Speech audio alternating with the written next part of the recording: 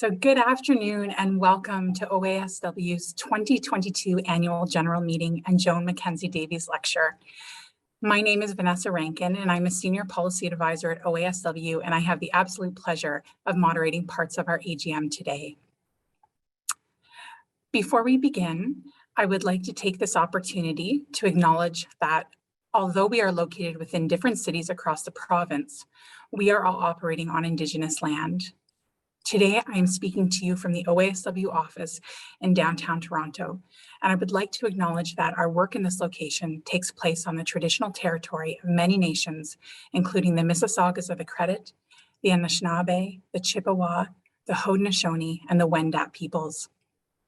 From my vantage point on the 24th floor, I can see Lake Ontario shining below, whose name is derived from the Iroquoian word meaning shining or sparkling waters. In fact, Toronto is dotted with areas of significance to Indigenous peoples, including Davenport Road to the north, which was once a trail that went all the way from Kingston to Hamilton. Deer Park, a neighborhood that got its name because of its traditional hunting grounds, and Humber River to the west, an important portage and trade route. I am grateful to those who have cared for these places for generations and wish to recognize the effects of colonization on this land. As a settler, I'm committed to continual learning and action that recognizes and seeks to dismantle the ongoing impacts of colonization. As a social worker, I strive and encourage all other social workers to continually increase our awareness of the devastating historical impacts of our profession on Indigenous communities and to challenge and eliminate ongoing practices rooted in colonization and discrimination. As a resident of Canada, I respect the rights and self-determination of Indigenous peoples as governing nations unto themselves. And with this, I wish to recognize not only the presence of Indigenous peoples in the past, but in the present and future as well, as we commit to meaningful dialogue and necessary change. As we gather today, I invite us all to take a moment to acknowledge and reflect upon the lands on which we are individually situated and the historical impact of multi-generational effects of colonization, broken treaties, and oppressive laws that have occurred. At OASW, we also actively prioritize equity integration. As a part of this work, it is important to acknowledge Canada's history of enslavement, racial segregation, and marginalization, along with the devastating impacts on people of African descent. The existence of systemic anti-Black racism and inequality in education, housing, employment, health, criminal justice, politics, child welfare, and other areas can be directly traced to the complex legacies of the dehumanizing enslavement of African people in Canada. Canada has neither recognized nor educated the public adequately about the historical facts related to the slavery and the anti-Black racism it has produced. Despite this, Black Canadians have made outstanding contributions to Canada in every field, which is all the more remarkable given the legacy of slavery. It is necessary to recognize the history of Black Canadians in order to build a more just society free from discrimination. Thank you, and welcome once again to OASW's 2022 Annual General Meeting. My name is Dr. Peter Donahue, and I am the President of OASW. I'm pleased to see such a wonderful turnout today for our fourth virtual AGM. Before calling the meeting to order, I will ask that we confirm that quorum has been reached. Quorum has been reached. Thank you, Rita. I will now call the meeting to order and declare we have a quorum present. So you should now see today's agenda on your screen. Our first hour together this afternoon will focus on the business portion of our meeting, including reports from OASW's executive officers and the presentation of OASW's 2022 awards. Following the adjournment of the business portion, we will move on to a short artistic performance from spoken word artist Fozia Agbonin before introducing the keynote speaker for our third annual Joan MacKenzie Davies Lecture, Dr. Charmaine Williams. There will be designated times for questions during both the business portion of the AGM and after our keynote address. Okay, so thank you. We'll now move on to the report from our executive officers. And I have the pleasure of starting off with the President's report. Firstly, I'd like to thank you all for joining us today and for remaining committed to our profession and association through challenging and uncertain times. The past 2 years have brought new meaning to the word unprecedented, but 2021 in particular has brought entirely new meaning to the word essential for our profession. In 2021, social workers demonstrated extraordinary leadership on the front lines of mental health recovery across the province, confronting the pandemic with courage and openness. I am extremely proud to be part of a profession that has truly stepped up its leadership to identify and address critical gaps in mental health services, particularly around issues of access and the elimination of systemic inequities in our communities. Likewise, 2021 saw OASW intensify its efforts to support and connect our members to advance the profession and to demonstrate the value of social work leadership across Ontario. We built our reputation and role as critical players in mental health and doubled our efforts to ensure our profession's voice was heard and considered on key government discussions. Through our 2021 Social Work Week campaign, we demonstrated to Ontarians that they are not alone. We engaged in new and exciting ways, delivering on our commitment to create vibrant networks across the province at a time when members of our profession were seeking connection and community like never before. We were also proud to welcome new and diverse voices to the OASW community, seeing unprecedented growth in our membership. For all of these reasons, the theme of our 2021 annual report, Amplify, is incredibly fitting. The report highlights the valuable contributions of our members in advancing our shared work, profiling OASW's achievements in 2021 in 3 key areas: action, professional development, and engagement. This work was guided by the insights and expertise of our member-led board of directors, and I am both fortunate and proud to serve alongside such a dedicated and talented group of social work leaders.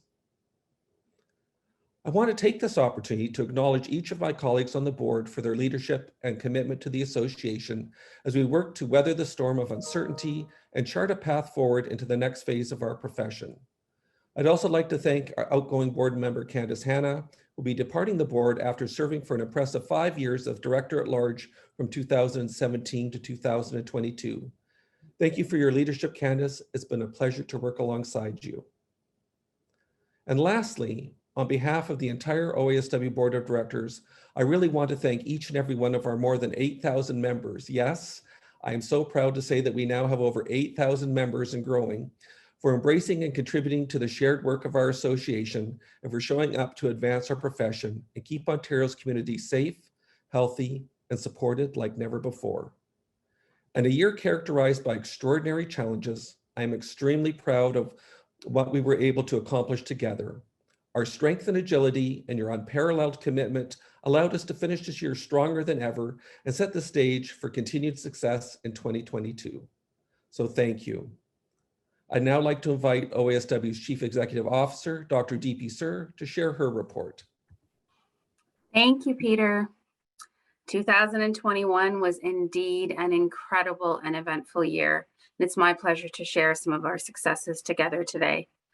After a significant, challenging, and immense year of tremendous change and transformation, I welcome this opportunity to publicly thank all of our members for their adaptability, leadership, and determination to make the best of not only difficult circumstances, but ever-changing ones.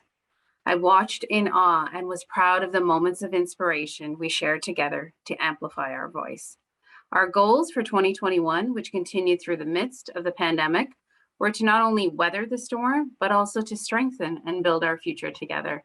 And that indeed we did do.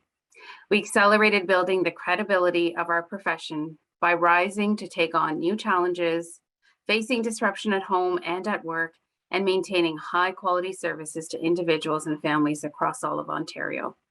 We unlocked new potential by leading critical skills and learning them together for our profession, engaging in deeper and more meaningful dialogue, and building stronger relationships with our partners everywhere. We remained incredibly focused on the future of our association and profession, offering meaningful professional development to prepare social workers for the road ahead. After launching the OASW Learning Center in late 2020, we saw incredible success in 2021. As members, social workers, and social service workers participated in enhancing their skills and knowledge through high quality professional development, we look to you to help us shape the programs we offered. More than 15,000 learners took advantage of our free and low-cost structures, courses, and webinars on topics like managing virtual burnout, supporting clients with anxiety, caregiver distress, human trafficking, and addressing anti-Black racism and racism dismantlation across the province. We looked at this and so much more is yet to come. OASW is also thrilled to receive additional funding from the province to develop and deliver evidence-based curriculum and specialized training for enhanced mental health service delivery, especially for racialized populations, and social workers and social service workers across Ontario were able to take advantage of this. We hope you've had a chance to join one of our learning events, and for some of these valuable training opportunities, we look forward to sharing many more. We're pleased to have now received a second round of funding this year to build on this important work. In 2021, we also worked hard to help members stay connected with us and with each other. We dialed up our communications. We supported remarkable growth and involvement in our local engagement network program. After launching the first events and activities under this innovative new structure in early 2021, the program has flourished to support 21 vibrant local networks, who in turn have enabled connection and networking, learning through over 135 events attended by more than 3,600 members across the province. That's incredible. In 2021, we also laid the foundation for a transformative journey. Not only a journey to move our profession ahead, but to center equity in all that we do. With leadership and direction from the Equity Integration Advisory Group, we work to develop 4 equity integration focus areas to guide our decision-making, to guide our advocacy and our efforts to move equity integration from intention to action. As part of this work, we've also committed to building an association and membership that reflects incredible diversity and the diversity of Ontario's communities and the social work profession itself.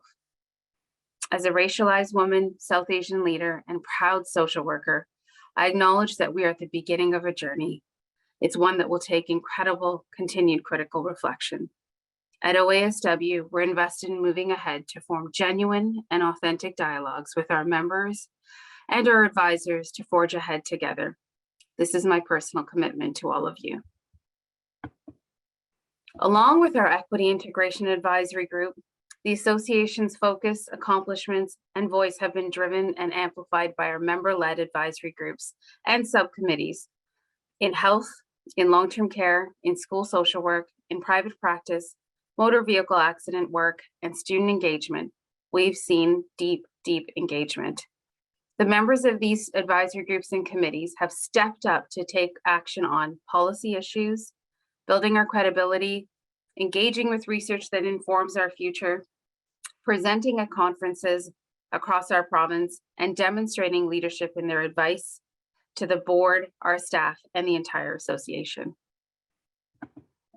The work of our advisory groups has led to successful advocacy in key areas, including advancing the importance of mental health in long-term care and in corrections, calling for increased access to mental health care through the inclusion of registered social workers in employee benefit plans.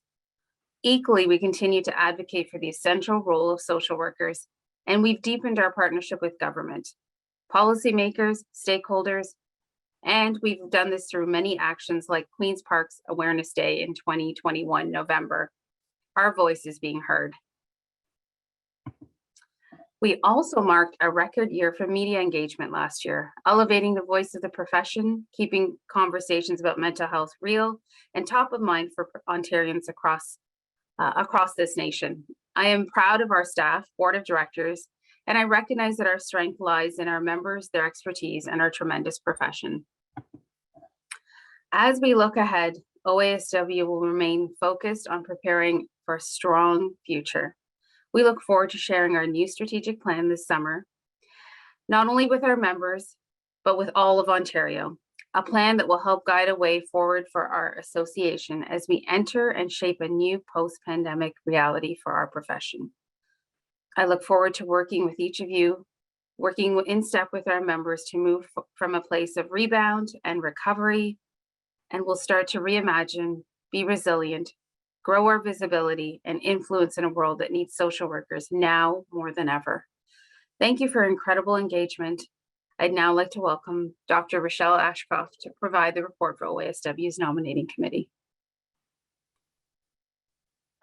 Thank you, DP. On behalf of the nominating committee, I'm pleased to report on the results of the 2022 elections. We were fortunate to identify 3 excellent candidates to join OASW's board of directors. I would like to present the following slate for the 2022 to 2024 term on the OASW board. Returning to the board are Dr. Peter Donahue, Evelyn Uyghur, Patrick Fleming, Jamar Ivy as student director, and Dr. Sylvie Rivard as francophone director. Joining the board in 2022 are Marlene Duamoa, MSW, RSW, and service director at the Catholic Children's Aid Society of Hamilton, Carol Suarez, RSW, project manager and equity, diversity, and inclusion specialist from Scarborough, and Dr. Yamam Abuzanada, RSW, mental health consultant and diversity educator from Thornhill, who will join the board on a 1-year term to fill the vacancy of a resigning director with 1 year remaining in their term. I would like now to put forward a motion, seconded by Nancy Webb, to accept the slate of directors as presented by the nominating committee and as approved by the board.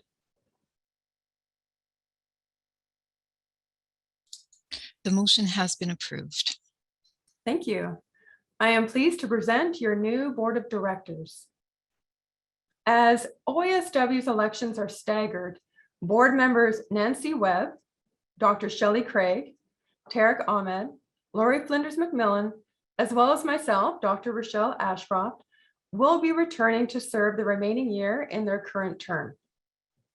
OASW's board of directors sets the association's policies and strategic directions, ensures that the organization stays on course to fulfill its mission, and advises the organization on issues affecting the social work profession and the public.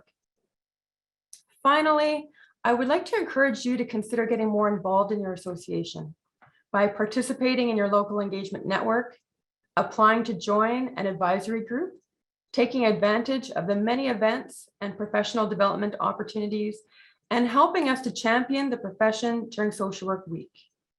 Your active participation and feedback is critical to advancing the profession and shaping the future direction of the association.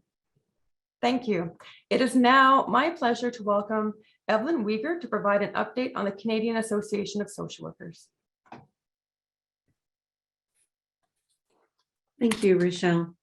I'm pleased to provide an update on our recent advancements in collaboration with our national partners. On April 1st, 2021, the OASW rejoined the Canadian Association of Social Workers, a federation of social work associations across Canada, including all provinces and territories except Quebec.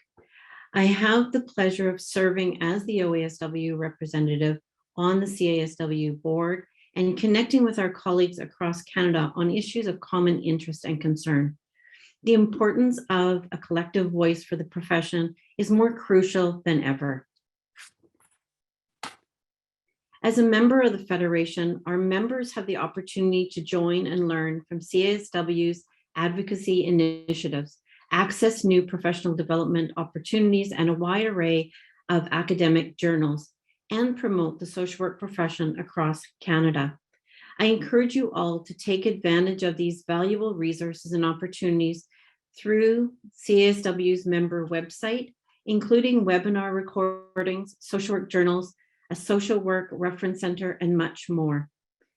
Visit the OASW members portal or connect our members experience team with our membership experience team to learn more and get started by creating your CASW account. Thank you. I look forward to providing future updates on our continued work together.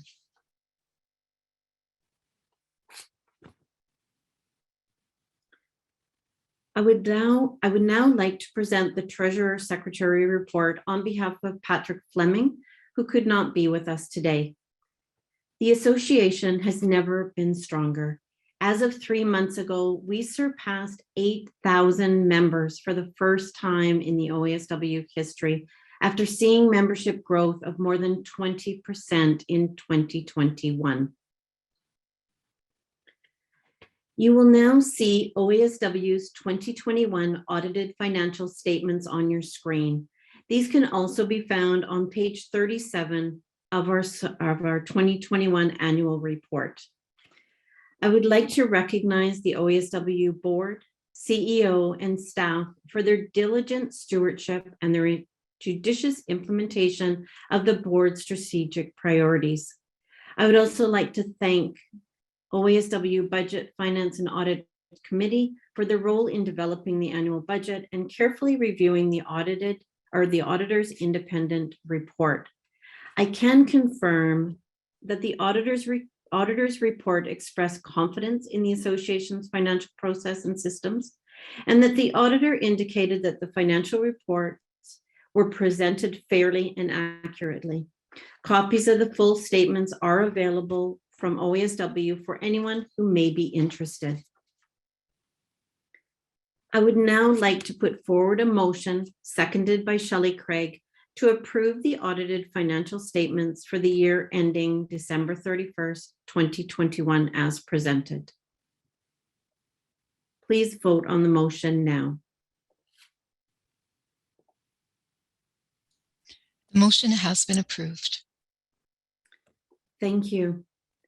For the past 2 years, OASW has worked with BDO Canada LLP as our auditors.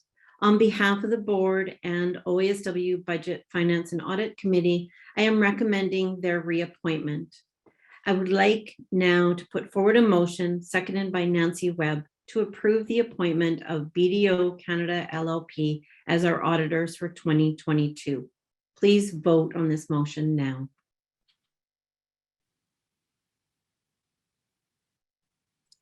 The motion has been approved. Thank you for your involvement and support. I will now invite OASW President Dr. Peter Donahue to field questions and seek approval of the executive officers' reports. Thank you, Evelyn. I would now like to open the floor to questions on the executive officers' reports. Please use the Q&A function on your Zoom menu bar to submit your questions, and OASW's Vanessa Rankin will moderate this portion of the meeting. Thanks so much, Peter.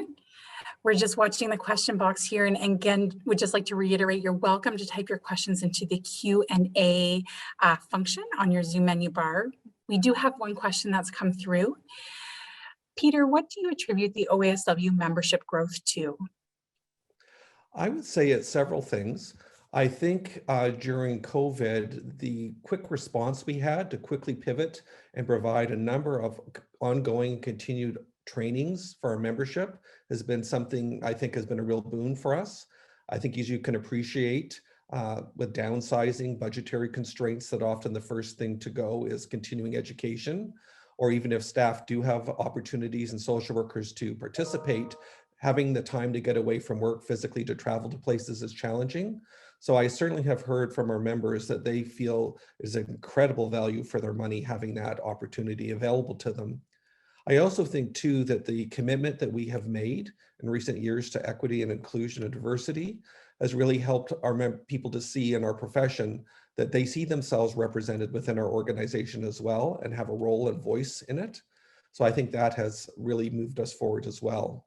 And I think we've really taken a much stronger presence in terms of the social policy arena.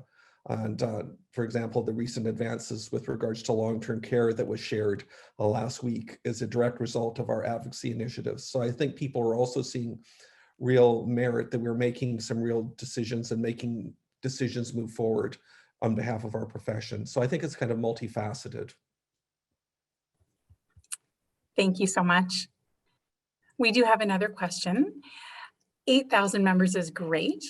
Do we know what percentage that represents of total registered social workers in Ontario? So DP, I'm going to ask you this. I believe right now they have approximately 18,000 registered social workers and social service workers with the college. Even more, over 20,000. Over And 20. so that is my favorite thing to share, 8,000 members and growing, but we have ways to go because we want to see the representation equivalent to our college. So thanks for the question. And we're certainly working very hard to get there, but incredible growth in the last year, over 20%.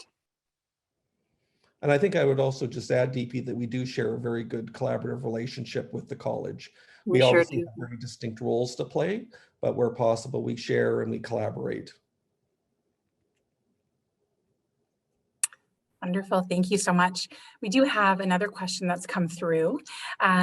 Stuart is asking or sharing, journals are important for the latest research. Do we or can we get access to journals at a library through OASW, through our memberships? Actually, now, as a result of us rejoining with CASW, we do have access to 2 of the main Canadian social work journals that once you activate your membership, you have full access to. We certainly know that is a great advantage because usually unless you have an affiliation with a university as a field instructor, that's often limited to you. So that is a real, one of the many, many benefits. Certainly we've highlighted a few of them, but that is one of the important benefits of us rejoining CASW. Okay, so if there are no additional questions, we would now like to move to approve the reports of the executive officers as presented. We have a motion moved by Nalini Gandhi, seconded by Beatrice Warner, to approve the reports of the executive officers as presented. So please vote on the motion now. The motion has been approved. Thank you. I'm now pleased to move on to a particularly rewarding part of today's agenda, and probably the more exciting part for most members, the presentation of OASW's 2022 awards. I'd like to invite former OASW Director and member of OASW's Awards Committee, Lisa Van Heswick, to present our first award. Thank you, Peter. It's a pleasure to be here today with you to represent OASW's Awards Committee. The committee has selected 2 social workers to receive this year's award. The OASW Inspirational Leader Award is presented to social workers whose contribution to the profession inspires others and whose professional conduct serves as a role model for those working in the field of social work. This year, we were seeking nominees who inspire others through their leadership, optimism, and innovation, and who exemplify this year's Social Work Week theme of More Than Ever, Mental Health Access for All, and Social Workers Here for You. It is my pleasure to announce that Patricia Berenson has been selected as a recipient of the OASW Inspirational Leader Award. Patricia has been an innovative therapist, manager of a clinical association, teacher, and supervisor of students throughout her career. She has worked both in both nonprofit agencies and private practice. She achieved her dream of starting a local not-for-profit community program in London, Ontario, where she has offered services to many who would not have been able to otherwise afford therapy. She has also been pivotal in bringing innovative trauma training approaches to Ontario, helping to train hundreds of new and seasoned professionals in trauma therapy, and continues to facilitate trainings globally. Patricia has been published numerous times, often writing about issues and approaches at the leading edge, ahead of the curve. Throughout the pandemic, she posted inspirational and informative videos. She has been dedicated to learning about personal biases and issues based on individuals' experiences currently and historically in Canada, and has produced 2 documentary films addressing the impact of marginalization and violence towards the 2SL LGBTQ+ community. The past few years were especially difficult for Patricia. Facing a cancer diagnosis during the pandemic presented challenges that many would find insurmountable. She was open about her process, the good the bad, and the ugly.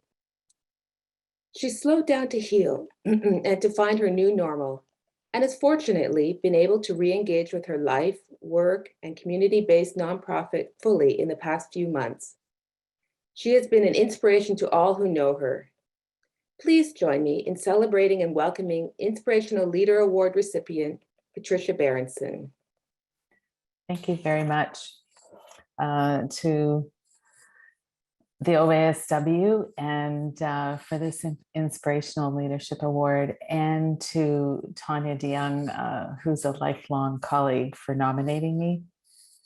A special thanks also to my steadfast partner of 26 years, Marilyn Ellis, and to our 4 amazing adult children, Michelle, Sarah, Hannah, and Joel, who have witnessed and supported the ups and downs in my career as a therapist and as a parent.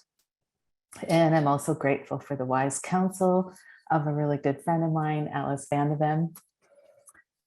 So in order to become an inspirational leader, you need to be inspired.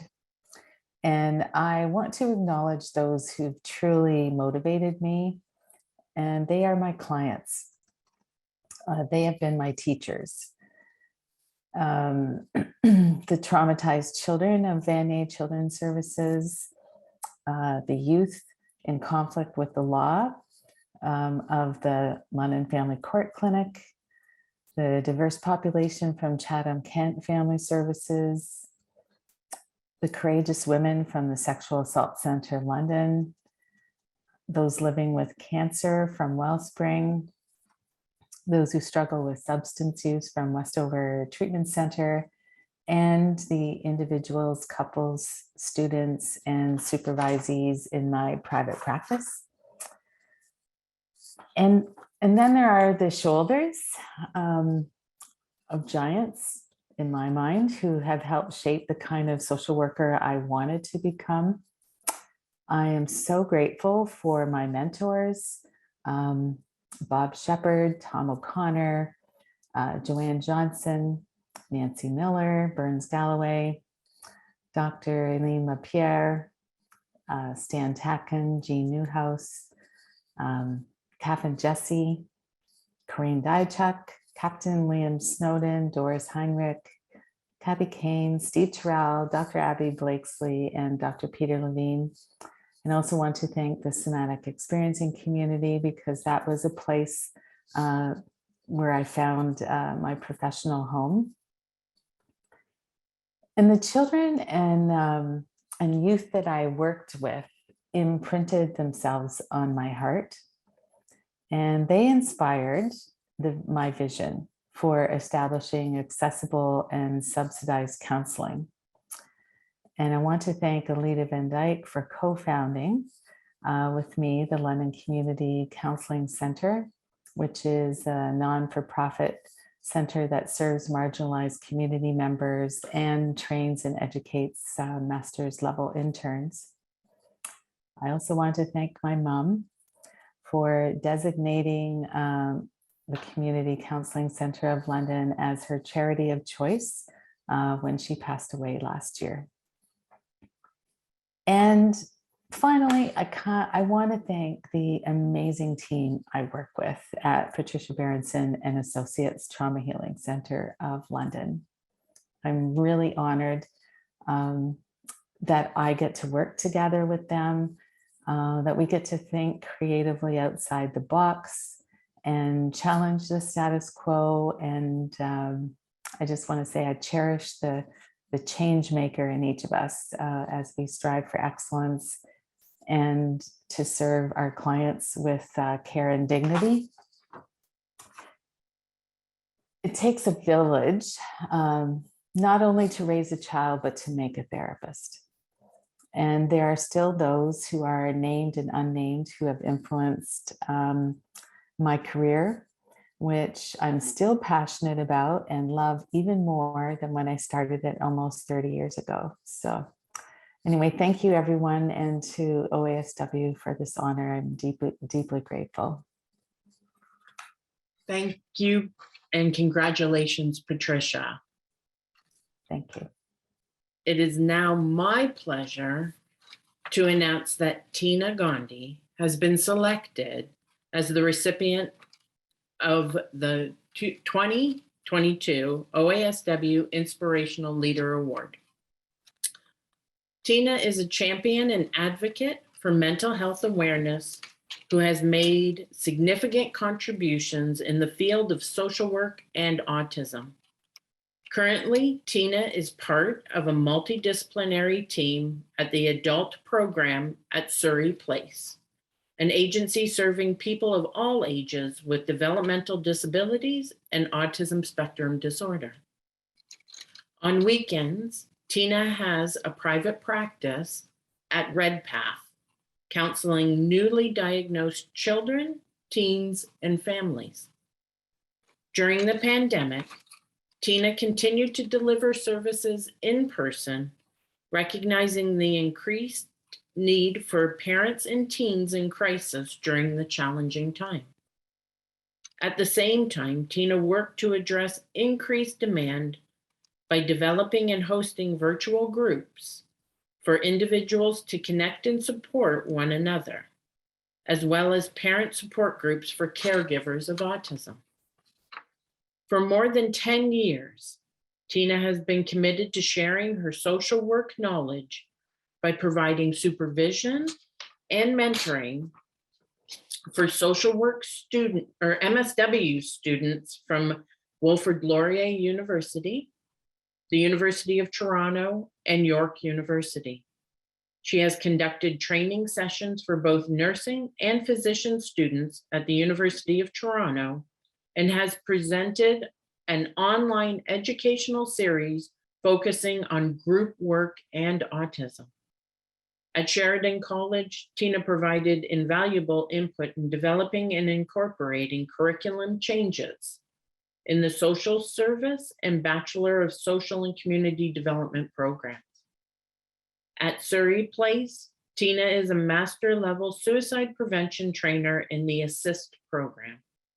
As a mental health ambassador, she has been instrumental in creating customized resource materials for each team.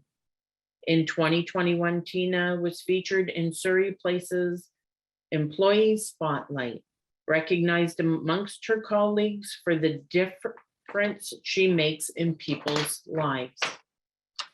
Tina has developed an extensive array of presentations and education focusing on mental health, speaking at events recognizing mental health days at local schools and colleges, as well as keynote addresses and conferences. In her public speaking and presentation, Tina always shares relatable experiences and relevant case examples, often emphasizing the importance of respite for families. She has also combined her love of Zumba, health, and well-being to provide support sessions to Zumba instructors promoting healthy lifestyles during the pandemic. An excellent role model, Tina illustrates how to successfully live life to the fullest with energy, passion, and zest. Please join me in celebrating and welcoming Inspirational Leader Award recipient, Tina Gandhi. Thank you so much. I feel so truly honored, and I really appreciate this opportunity. I want to say a huge thank you to the OASW. Thank you so much for nominating me. I feel so honored. It's been wonderful. And of course, to the social work community and Janice for the nomination. It was really touched my heart. That was beautiful. In terms of the people who inspired me, my parents have been like lifelong social workers and have been dedicated to the field of developmental services. So they have dedicated their lives to this particular area, and they really feel passionate about this. So for me, I've gone into that sort of similar direction, and I've really seen what they have done and tried to be a pioneer in this field as well. In terms of what type of team I'm working in, it's beautiful. I have a fantastic team of an interdisciplinary team who is here today. A lot of them have come to support me, so I really, really appreciate having the whole team here. My manager, director, behavior therapist, social worker, occupational therapist have all been lending their support and have been incredible. And that's what makes this possible. In terms of working with this clientele, you need skilled, collaborative, and willing and committed staff to work together. And that's what makes this whole work successful. We need people who are passionate like me, but also dedicated and committed to this work and really want to do the best for the clients. And I'm seeing that and I'm hearing that every day. So I want everyone to know that, yes, the pandemic was a very, very difficult time for families. And I feel so honored and I really appreciate the going on the journey with these clients. So everything from parents of children with autism who struggle every day, who have suicidal thoughts, who don't know where to turn next. And I'm the first person they see and they talk to and they tell me their story, and they continue to try to struggle and manage on their own. And those relationships I have with those families and clients, as well as now with the adults, working with many of the clients, a lot of their struggles, their anxieties, their biggest fears, their worries, we've been able to unfold a lot of their issues. And then also seeing a lot of newly diagnosed clients at Redpath has been great too. But again, I just want to give that huge thank you to Surrey Place for giving me this opportunity. And I want to say that I have this incredible community of support with the OASW and the college, and having these opportunities to share knowledge, to ask questions, and to learn more. So again, thank you so much. I'm so grateful. And I just want you to know that it's been quite a journey working with these clients, but very, very inspirational. And again, I'm around a lot of wonderful and professional and incredible people. So I do feel very touched by all of the support that I received today. Thank you so much. Thank you, and congratulations, Tina. It is now my absolute pleasure to announce that Glenn French has been selected as the 2022 recipient of the OASW Lifetime Achievement Award.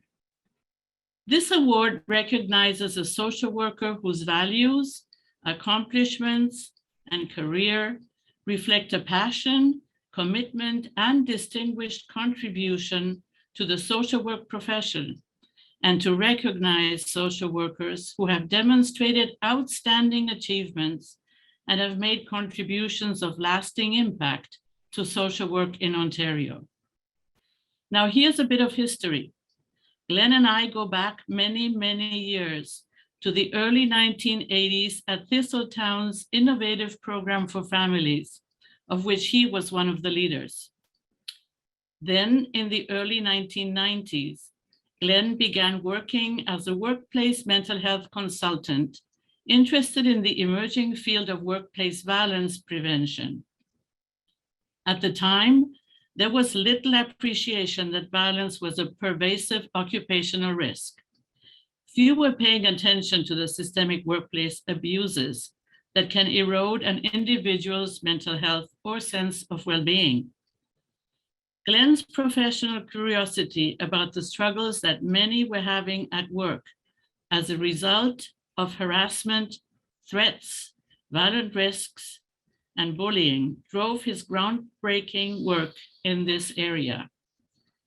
After establishing the Canadian Initiative on Workplace Violence, a social research and mental health consultancy, Glenn researched and cataloged trends in workplace conduct and practices in Canada. He worked to identify gaps in legislation and workplace policies and to recognize the increased risks to psychological violence for marginalized workers due to race, gender, age, education, and sexual orientation. While he often struggled to find an audience of employers or elected officials who would take the issue of psychological violence for marginalized workers seriously, let alone see it as a risk that needed to be addressed. Glenn's focus did not waver. Glenn has written countless policies and procedures for organizations across all industry sectors. He has organized national and international conferences and urged participants to mobilize for improved worker protections, particularly for those most vulnerable. Glenn has argued that not only through a politically integrated and culturally sensitive approach to the workplace can violence be effectively addressed. In 2020, Glenn was a founding member of the Global Team Collaboration, an international nonprofit organization raising funds for workplace violence threat assessments. Reaching beyond the traditional boundaries of social work, Glenn has furthered education on this issue through engaging with the media, lecturing at numerous universities and colleges, and reaching out to the larger community. He has been a vocal advocate for victims, particularly women, who have been the targets of domestic violence and occupational abuse, and he has been retained by numerous law firms to provide his expert opinion. Over a 45-year career, Glenn has been an exceptional ambassador for our profession, demonstrating a generosity of spirit and collegiality that has been unwavering. His compassion, humor, and professionalism are infectious, infused in all that he does. He has been a visionary and unafraid to advocate for those who have been marginalized, neglected, or exposed to the risks associated with workplace abuse. At this point in his distinguished career, he leaves a legacy that makes us all proud. Glenn, I am thrilled to congratulate you on this recognition and invite you to share a few words.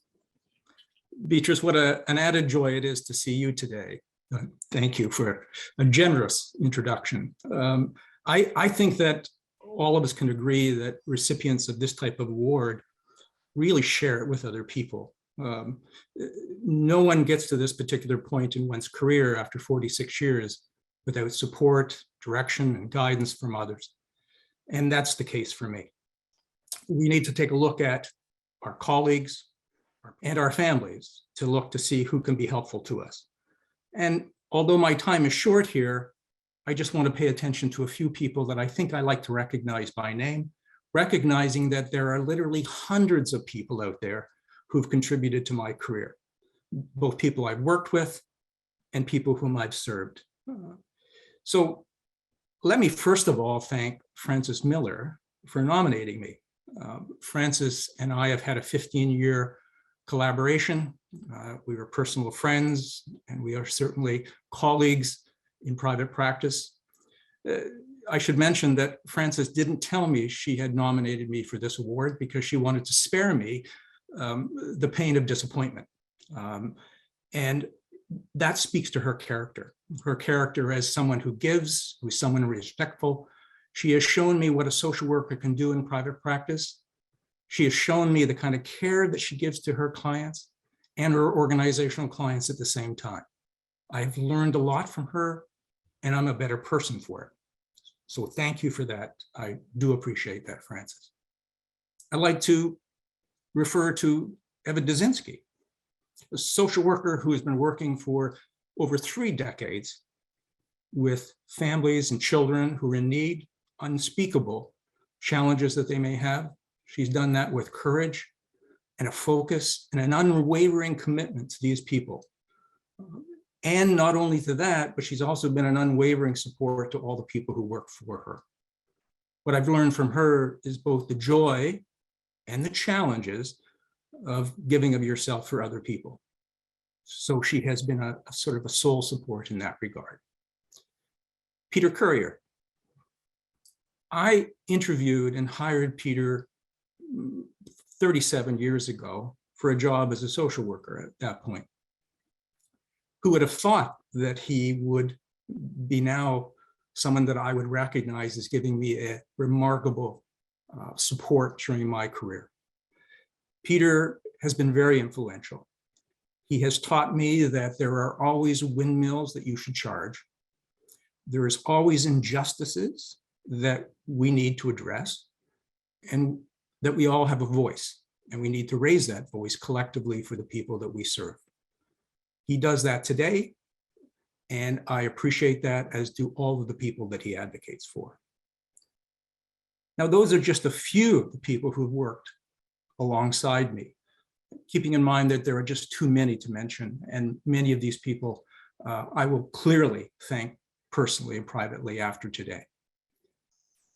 Also, if you worked as long as I have, and Beatrice was referring to our history, is that a 46-year career, there are going to be ups and downs. There are going to be times when you're going to need a little assistance. And that's something that I think we would advocate for all the people we serve. And I certainly think it's something that we should do for ourselves. In that respect, I'd like to pay attention and sort of recognize the support that I've received from Sandra Miller. That is not a relation to Francis, I should add. Sandra is a therapist of unspeakable courage, compassion. She was a remarkable focus for me walking through dark times. And for that, I appreciate every single moment I spent with her. She is a social worker that is a credit to our profession, and I'm sure is a credit to all the people that she serves, and I thank her for that. Now, I say the best social worker until the end, and that is my wife, my partner, and the individual who has raised our two wonderful children, Rebecca and Daniel. Debbie has been there, Debbie Cassira has been there throughout my long career, through all of the ups and all of the downs. She's been there to provide support, direction, and she will re-guide me, redirect me if she feels that I'm maybe moving in a direction that may not be helpful for either myself or others. And I respect that kind of honesty that she's given me over those years. She's done this at the same time as she's had a demanding career of her own as a workplace mediator. And she's raised our two children, who are just the absolute biggest accomplishment of my life. If I was to earn a sort of lifetime achievement award, it would be because of these people, because of my family. So there we have it. That goes into a career, your career, my career. We have family, we have colleagues, we have personal supports. This is the trifecta of success in my view. And I think the other speakers have spoken to it in another way. And I want to thank all of you for the support, because there's no better support than that comes from your colleagues. And I want to wish you all extremely well. And I want to thank again the association for recognizing me, and I do appreciate it. Thank you. Congratulations, Glenn and your family, on receiving the OASW Lifetime Achievement Award. So very well deserved. Good afternoon. My name is Fred Phelps. I'm the Executive Director of the Canadian Association of Social Workers, and it is my sincere honor and privilege to be here today on behalf of our CSW President, Joan Davies Lecture, our board, and our CSW Federation partners to present the 2022 Glenn Drover National Award for Outstanding Service. This National Award for Outstanding Service is presented only every 2 years, and it honors outstanding social work practice at the local, provincial, national, or international levels. This includes direct services, services on behalf of the profession, advocacy, social policy, social development, education, and research. By all accounts, this year's recipient was an embodiment of all aspects of service. Professor Marion Bogo was a visionary leader with an unwavering commitment to strengthening social work education and practice. In fact, in the history of Canadian social work education, no other scholar has had such a noteworthy and far-reaching influence. Professor Bogo's work has transformed social work education both in Canada and around the world. During her long and impactful career, Professor Bogo received many awards and recognitions. To highlight only a few, in 2013, she was awarded the Significant Lifetime Achievement Award in Social Work Education from the Council of Social Work Education in the United States. In 2018, Memorial University granted her a doctorate of laws. And in 2015, she was appointed an officer of the Order of Canada for her achievements in the field of social work, both as an educator and a scholar. I know that for many of you in the audience today, her work, her passion, and her purpose has helped shape your own practice. I'm honored today to join you all in celebration of a remarkable person and social worker. At this time, I ask Jonathan Bogo to join me now to accept the 2022 Glenn Drover National Award for Outstanding Service on behalf of his mother, Professor Marion Bogo. John? Hi there. Thank you, Fred, for that very beautiful speech in honor of my mother.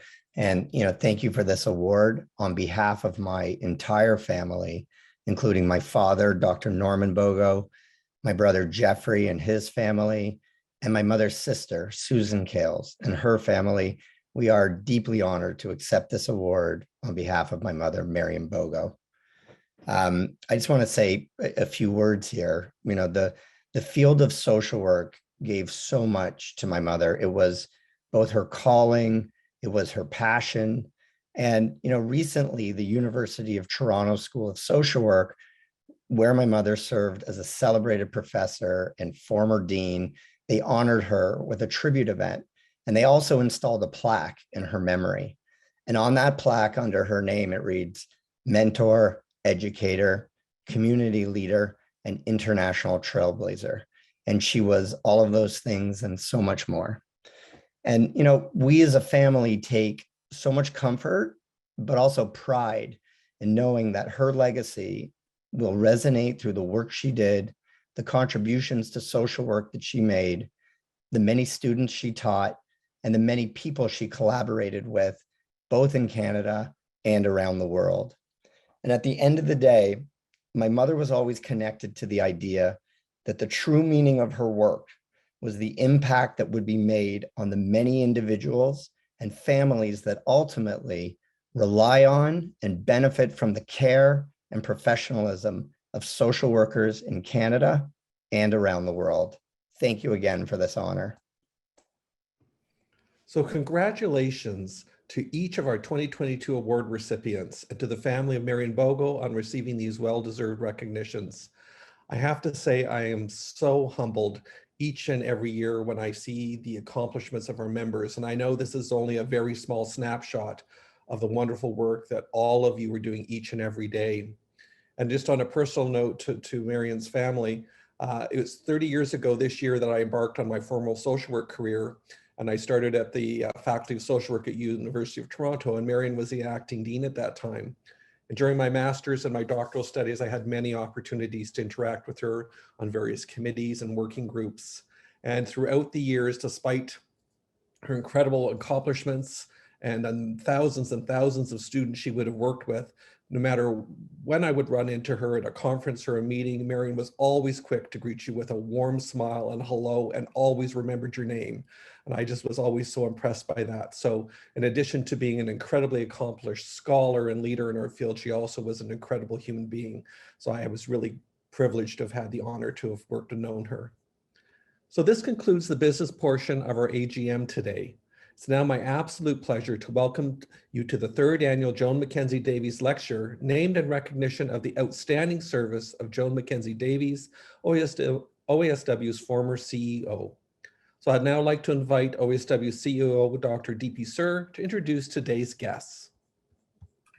Thank you, Peter. Welcome everyone to our third annual Joan MacKenzie Davies Lecture. Since 2020, this knowledge sharing component of our annual general meeting has been well attended and recognized the outstanding service of Joan MacKenzie Davies, former CEO of OASW from 1992 to 2019. I've known Joan to be a partner, colleague, and advocate for the deep work of our profession, and we're so pleased to share this opportunity today.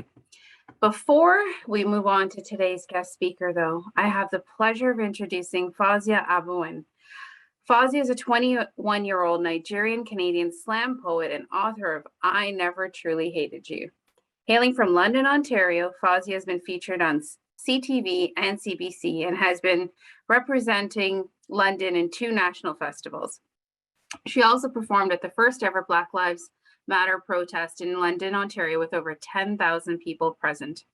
She's a recipient of the 2019 Lewis Corey Trailblazer Award from London Police and was showcased in 2020's Night of Heroes for Community Living London. In her poetry, Fawzia addresses diversity, racism, mental health, anxiety, and many other social justice issues that face our society today. If you haven't yet had the pleasure of seeing Fawzia perform, you are in for a powerful performance. Thank you for joining us today, Fawzia, and welcome. Thank you so much for having me today. I've had the pleasure to sit in and hear so many amazing speakers speak and be around the celebration of so many amazing people in social work. I have a few poems I'd like to share with you all today. The first one I made specifically for this event, actually. It's called Who Takes Care of Superwoman? And it's inspired by Ruby Morgan.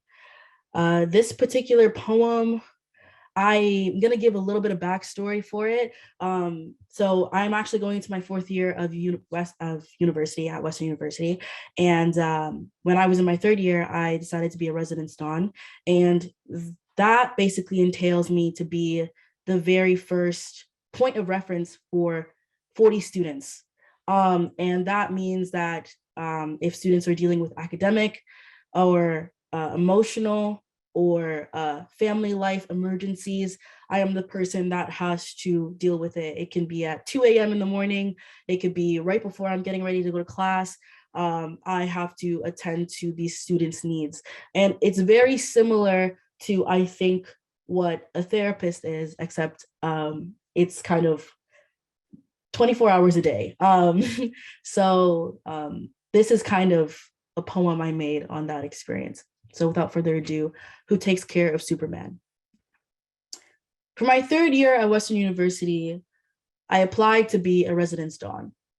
My hands opened up to the students placed in my laps like cradles. I labeled my door with a sign that said I would always be available to help. My students filled the empty space of my room with their problems, and I stapled myself to the walls. A counselor is a wallpaper woman, and what good is wallpaper that speaks? Once, I coached a student through a panic attack, and she said I knew exactly what to say to make her feel alive again.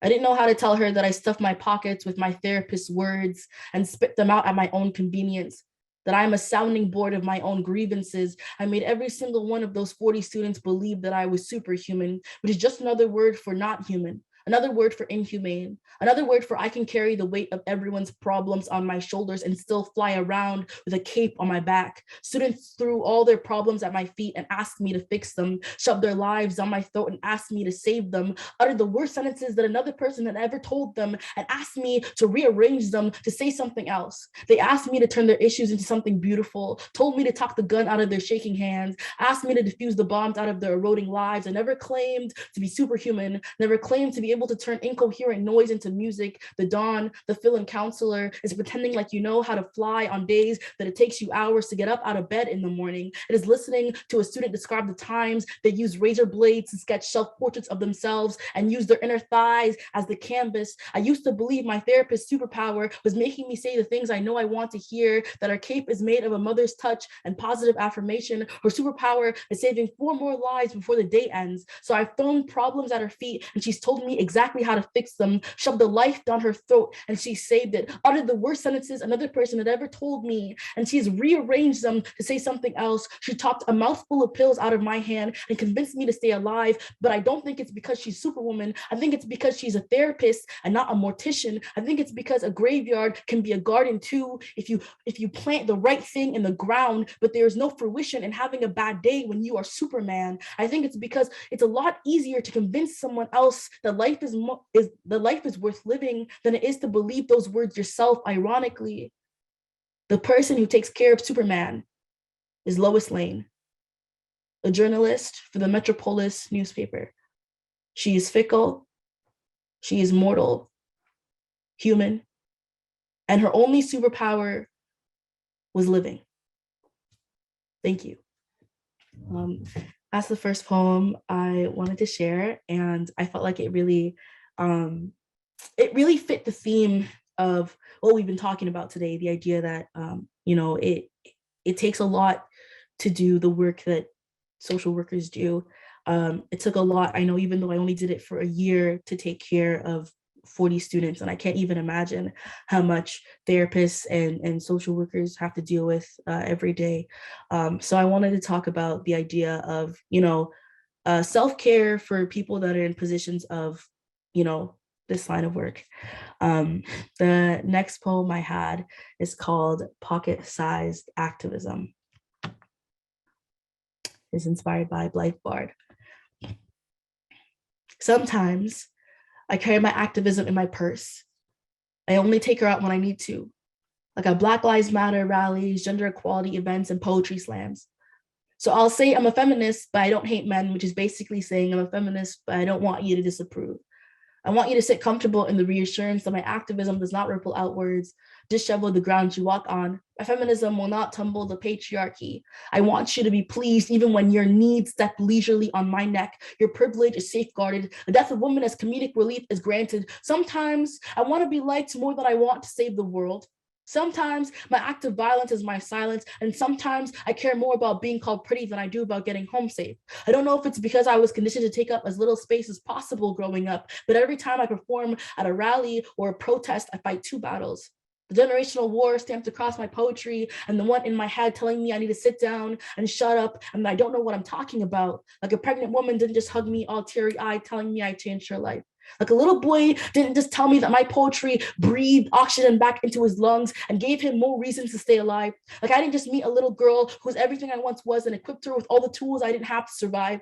Someone once told me you can't save the world through narration or pronunciation or abbreviation or whatever it is you do. You cannot beat this world beautiful. You can yell and scream for justice and peace, but this is a battlefield, not a theater show. And I asked them why preparing for any performance feels like getting ready to go to war, when my hands are bloodied, when my knees tremble, when my parents get worried that I might not get home safe. In June 2020, I performed for 10,000 people at a protest to request that Black people be treated equal. I published my first book at the age of 18. I've seen tears spill from the eyes of people ages above me.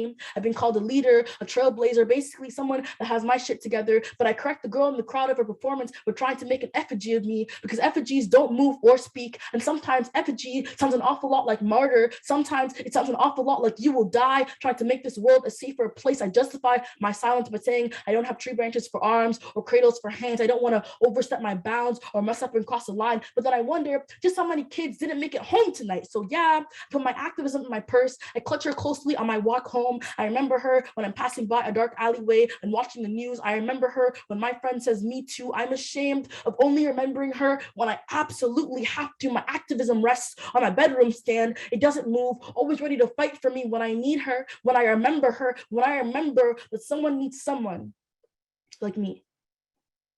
Thank you.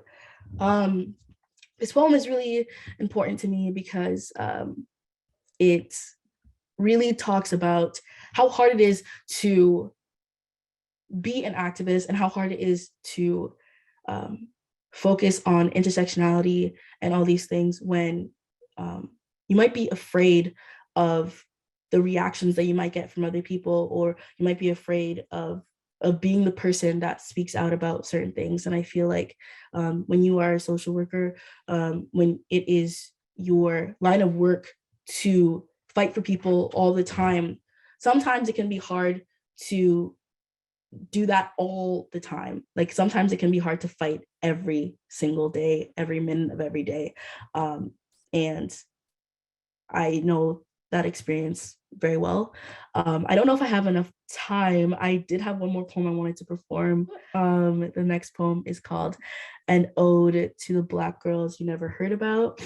And it is more focused on kind of the intersectionality of, I guess, some of the problems that I have to deal with and some of the problems that I go to my therapist for, some Black girl issues. So without further ado, an ode to the Black girls you never heard about. The police don't go around killing Black girls, I said to my mom at age 15. After I learned that there's a set blueprint for the types of people who can start a revolution, When people say Black Lives Matter, men is silent, cisgender is silent, heterosexual is silent, because they don't mean me. They aren't naming streets after the people who look like me or sound like me, who pray like me, who go missing like me. The first time I asked my mother why the police don't go around killing Black girls, she spit out 5 names onto my hand. I carry those names in my purse because you can't fight for the justice of someone you can't even remember, right? Maybe that's why no one is crossing an ocean or scaling a mountain for the Black girls who go missing, who disappear in the night.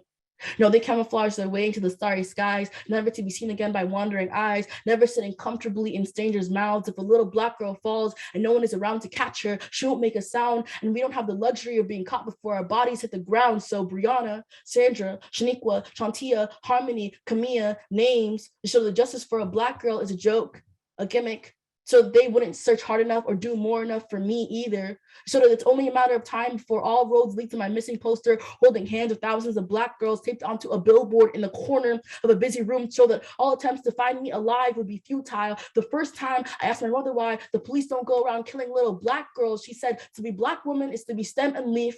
It is to be pillar of strength and mountain. It is to be walked on. It is to hold this world up on its backside. To be Black woman is to be sun. It is to shine so brightly others won't dare to look at you with unfiltered eyes. It is to be nurturer. It is to bleed love. To be Black woman is to give life and then be forgotten. Thank you so much. I'm so happy to be able to form these poems with you all. I really hope you all enjoyed them. And yeah, those are the things I want to share with you all today. Asia, thank you for your power and your talent. Our chat's blowing up with all kinds of wonderful comments. So incredible for you to share this with us today. We're honored. Thank you. It is now my pleasure to introduce our keynote speaker for the 3rd annual Joan MacKenzie Davies Lecture. Dr. Charmaine C. Williams is the intern dean and professor at University of Toronto's Factor Mintosh Faculty of Social Work. Prior to taking on her current role of intern dean, she was the vice dean of students at the University of Toronto's School of Graduate Studies. She's also held positions as the anti-racism and cultural diversity officer and the associate dean academic for social work. Her research bridges practice and access and equity issues that affect various populations, including racial minority women, LGBTQ individuals in local and international contexts, and individuals and families affected by serious and persistent mental illnesses. The majority of her practice experience has been in the mental health care system, where she worked in inpatient and outpatient services, providing interventions for individuals, families, and groups. Dr. Williams has also been involved in organizational change, initiatives that are in the health sector, and extensive experience developing and delivering professional education in the areas of anti-racism, cultural competence, mental health, and addictions. Today, Dr. Williams is joining us to share timely insights on the future of social work, reflections on social work practice that's needed now. Join me in welcoming Dr. Charmaine C. Williams. Welcome. Thank you so much, DP. It has just been amazing to be here for the AGM. First of all, great to see the turnout, but also just so inspiring to hear about the work that people are doing, the people that were honored today. And I also wanted to join what other people were saying in the chat to say that that poetry was just amazing. I was blown away. And Fajra, I have been a residence Dawn, so I know that is a massive job. So kudos to you for taking that on too. So it's really an honor to do this lecture. I don't love keynotes because it feels like a long time to listen to the sound of my voice. But for the OASW, it was a definite yes, because I've been an admirer of this organization for a long time. Ever since I started in social work, I have always been deeply appreciative of the work that the OASW does to represent our profession and to advocate for the issues that are affecting the populations we serve. So my absolute pleasure to be here. Also, my absolute pleasure to be doing the Joan MacKenzie Davies Lecture. I know Joan from her many years of involvement at the University of Toronto, overlapping with my years at the University of Toronto, and I was able to see her recently at the tribute for Marion Bogo. So it was so nice to hear her mentioned here today. my lecture today is dedicated to Miriam Bogo, who did and through her work continues to show us the way forward in social work. So the future of social work. What was I thinking when I said I wanted to talk about the future of social work?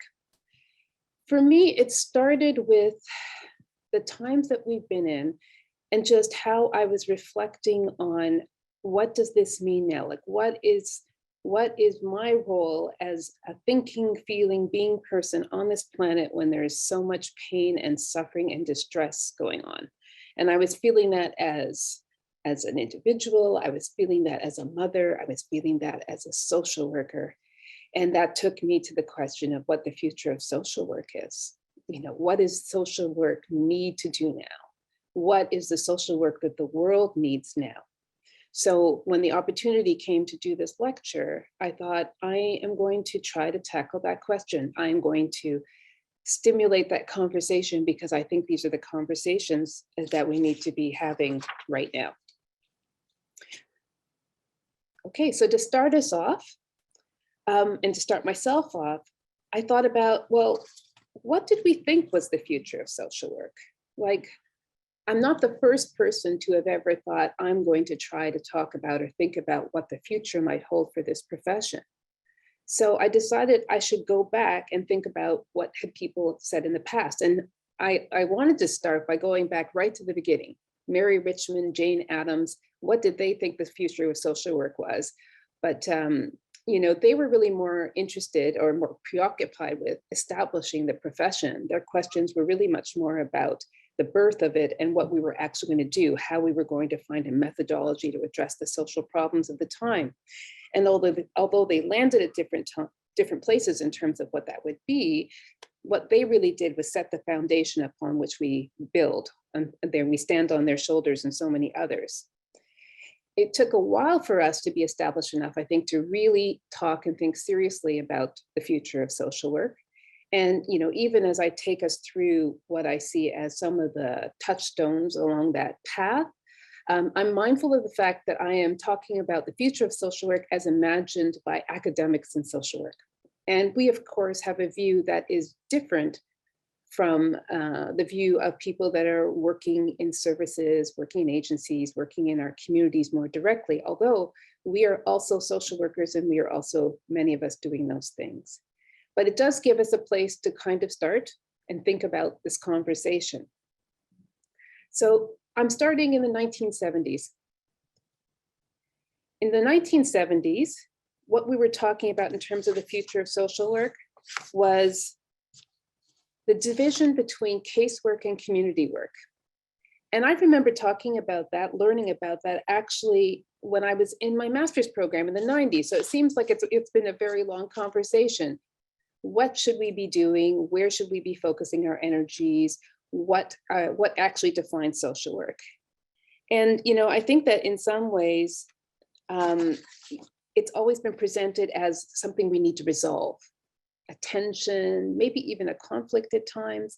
And if I think about the 1970s and why we would have been talking about it then, I think that has to follow in some part from the type of activism that was happening in the late 60s and the early 70s that really challenged us around what is social work's place in that. You know, what should we be doing? Where should our energies be? And I think it's possible that we are also in a similar moment, because of course, there's been a lot of activism recently. And perhaps we are still wondering about where our energy should be in terms of activism and community work and what's happening in the in services and systems. But in my mind, this has never really been a tension or a conflict. I actually see it as the essential dialectic within social work that actually keeps us working through this continuum of individuals, families, groups, communities, organizations, policies, systems, the structure.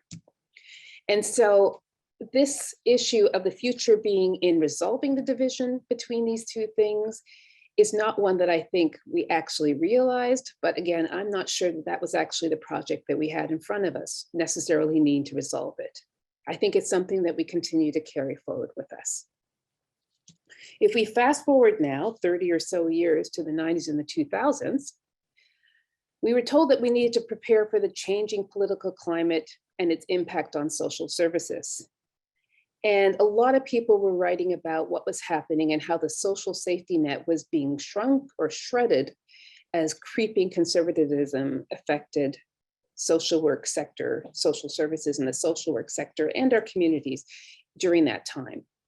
And this is when I was starting out as a social worker. So here in Ontario, I remember Ray Days, for example, and I remember thinking, oh, well, clearly something disruptive is happening. There's a change here. And then Mike Harris came, and it seemed like, it's funny to me now to think that I thought that that was the worst it could get. But Mike Harris came and things really changed in the sector, health and social services.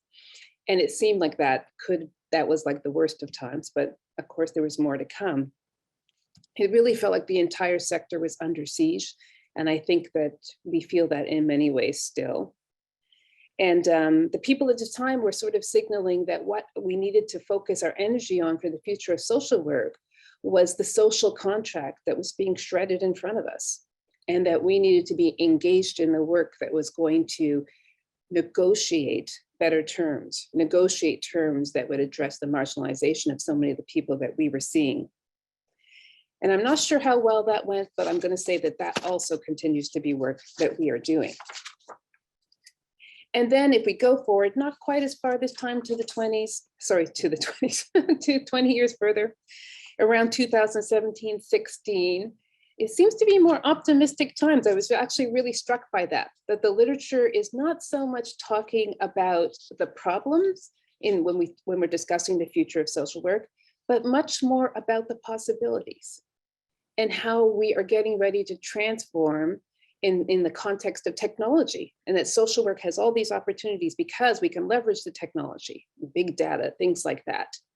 And then the other things we were talking about was the diversification of the profession, because a lot of schools of social work were doing work around increasing access and diversity and inclusion within the spaces of universities. Interprofessional collaboration was something that was being talked about a lot. It really seems like optimistic times. And it might be interesting to think about why we were so optimistic at that moment. But there we were towards the end of that decade, ready to embrace what was ahead of us and really transform the profession to be ready, transform who we were, transform what we were doing, transform how we were doing. But then something happened. And I know I don't need to tell you what that is. I'm hoping that one day people will look at that and not know what it is, but we all know what that is. Then came this thing called the pandemic. And everything seemed to sort of come to a stop, or depending on your perspective, everything seemed to race forward at this frantic pace that we couldn't keep track of. So along came COVID. So here's the thing, I am going to actually take like a bit of a pause here, because I want us to think about life right before that, when we were still in that optimistic time. I want you to imagine we're in March 2020. Now we've heard of COVID, but it's this thing that's somewhere over there. We're not really sure what it's going to be. I remember a lot of conversations about that. And I want us to think about what, if we were having that meeting in March 2020, what would we have said we were facing in terms of the future for social work? What would we have said were the pressing issues that we were dealing with? What would we have said were the things that social work needed to be focusing on? And to bring you back into that time, I will remind you of a few things that were happening, though I will say that I am looking through the somewhat rosy glasses of hindsight.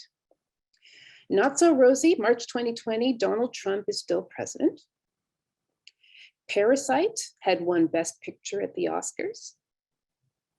Now, Harry and Meghan had quit as working members of the royal family. I mean, I was born in England, so I probably care about the royal family more than is defensible, but I didn't think it was big news. It seemed to be big news, Harry and Meghan. We were still talking about Justin Trudeau and how he dressed up at costume parties, the type of makeup he liked to use. And like I said, we'd heard about the coronavirus, but we weren't sure what it was going to be. So could you drop into the chat a few ideas about what you think at the beginning of 2020 would have been the things that we thought were going to influence the future of social work? I'm going to give it about a minute. And I'm actually realizing I'm not sure I can see the chat. Can I see the chat? Hi, Charmaine, it's Vanessa here. Yes. We can see the chat. I'm happy to share a few things that are rolling in for you. Thank you. So what would we have said we were facing in the future for social work? Looking at disconnection for our children and youth, especially those with exceptions, would have been something we were looking at. Learning how to communicate more effectively over technology. Burnout, simply put, would have been something we were looking at. Technology again. Supporting the role of social workers within healthcare and the impact of the development of OHT, so that transformation of healthcare in Ontario, the mental health crisis and anti-Black racism. Again, healthcare, senior care, and mental health for everyone would have been there talking about that. Seeing increased numbers of youth with complex trauma, so again, our children and youth. Mm-hmm. How to reach clients who were out of reach in regards to technology. Advocating, lots rolling in, advocating for more mental health again. Dealing with the opioid crisis. Absolutely. Yes. How or when can we meet with clients in person again? I think that's a question we can get to, certainly. We would have been looking at the aging demographic in Ontario. And then I'll keep reading some of these out again. Healthcare, trying to expand any kinds of visitations in healthcare. And again, learning about collaboration within private practice digitally. So we would have been leveraging some technology. Right. They're still rolling in. I'll read you maybe one last one maybe if you'd like. Sure. Violence against women would have been a focus. And then to just really loop back and bring us full circle, that increased divisibility in regards to what was happening in American politics. Right. Okay, it's a pretty good list. It's a really good list.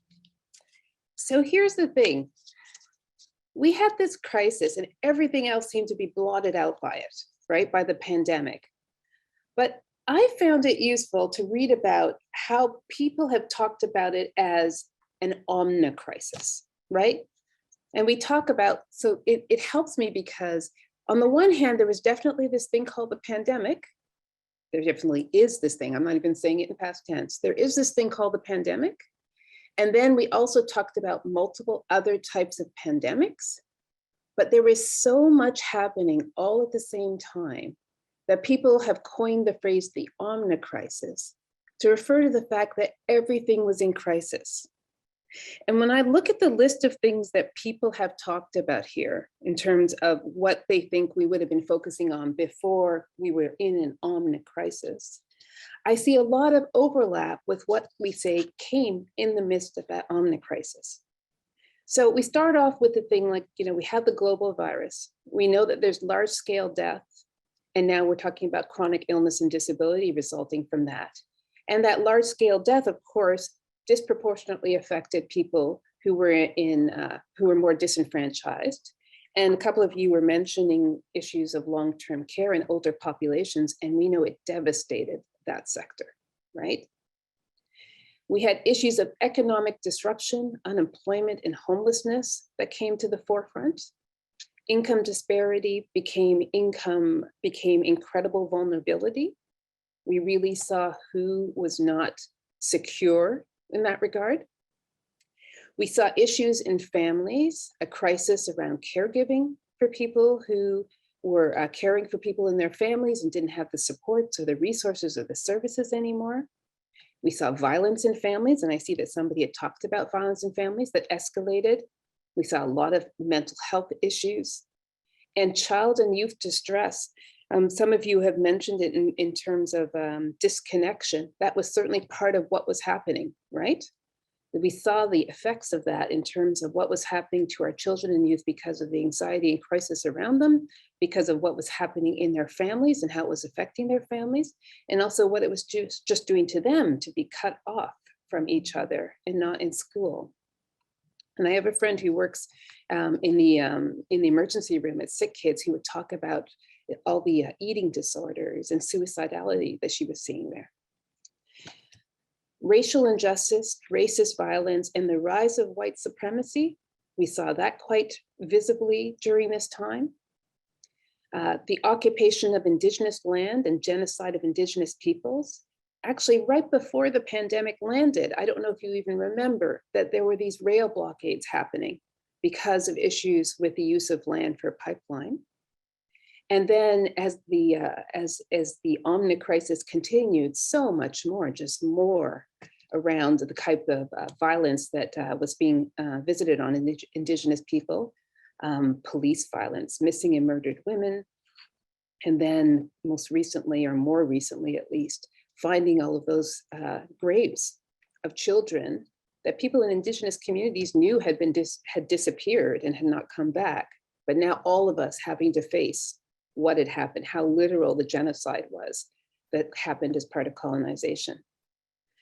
I've already alluded to risks in sectors of the labor market. We saw issues around citizenship and precarity of citizenship, and in the labor market, the precarity of certain segments of it, political volatility, which you've already talked about, climate crisis and disaster response. That didn't make it into your list, but certainly that was something that we saw. And then there was so much more. There's so much more. You can see why the term omnicrisis seems to make sense. Everything seemed to be in crisis. And the list that I make could never be exhaustive, and the list that you've made could never be exhaustive. But I think something that should strike us about this list of things that are in an omnicrisis is the tremendous overlap with the things that we've already said were happening. That in fact, as social workers, we knew that none of this was new. We knew that these problems had always been there. And I know that some say that the virus revealed the fragility of our social safety nets, and I think that's certainly true. But one of the people that I've seen writing about the omnicrisis, I really like the way that he put it. He says, while the virus assaulted our cells, it also besieged our societies, seeping into every crack and exploiting every weakness it could find.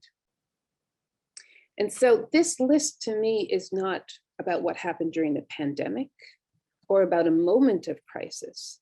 This is a list that is about the weaknesses and the cracks that were already there, that were already part of what we've been dealing with as social workers all along.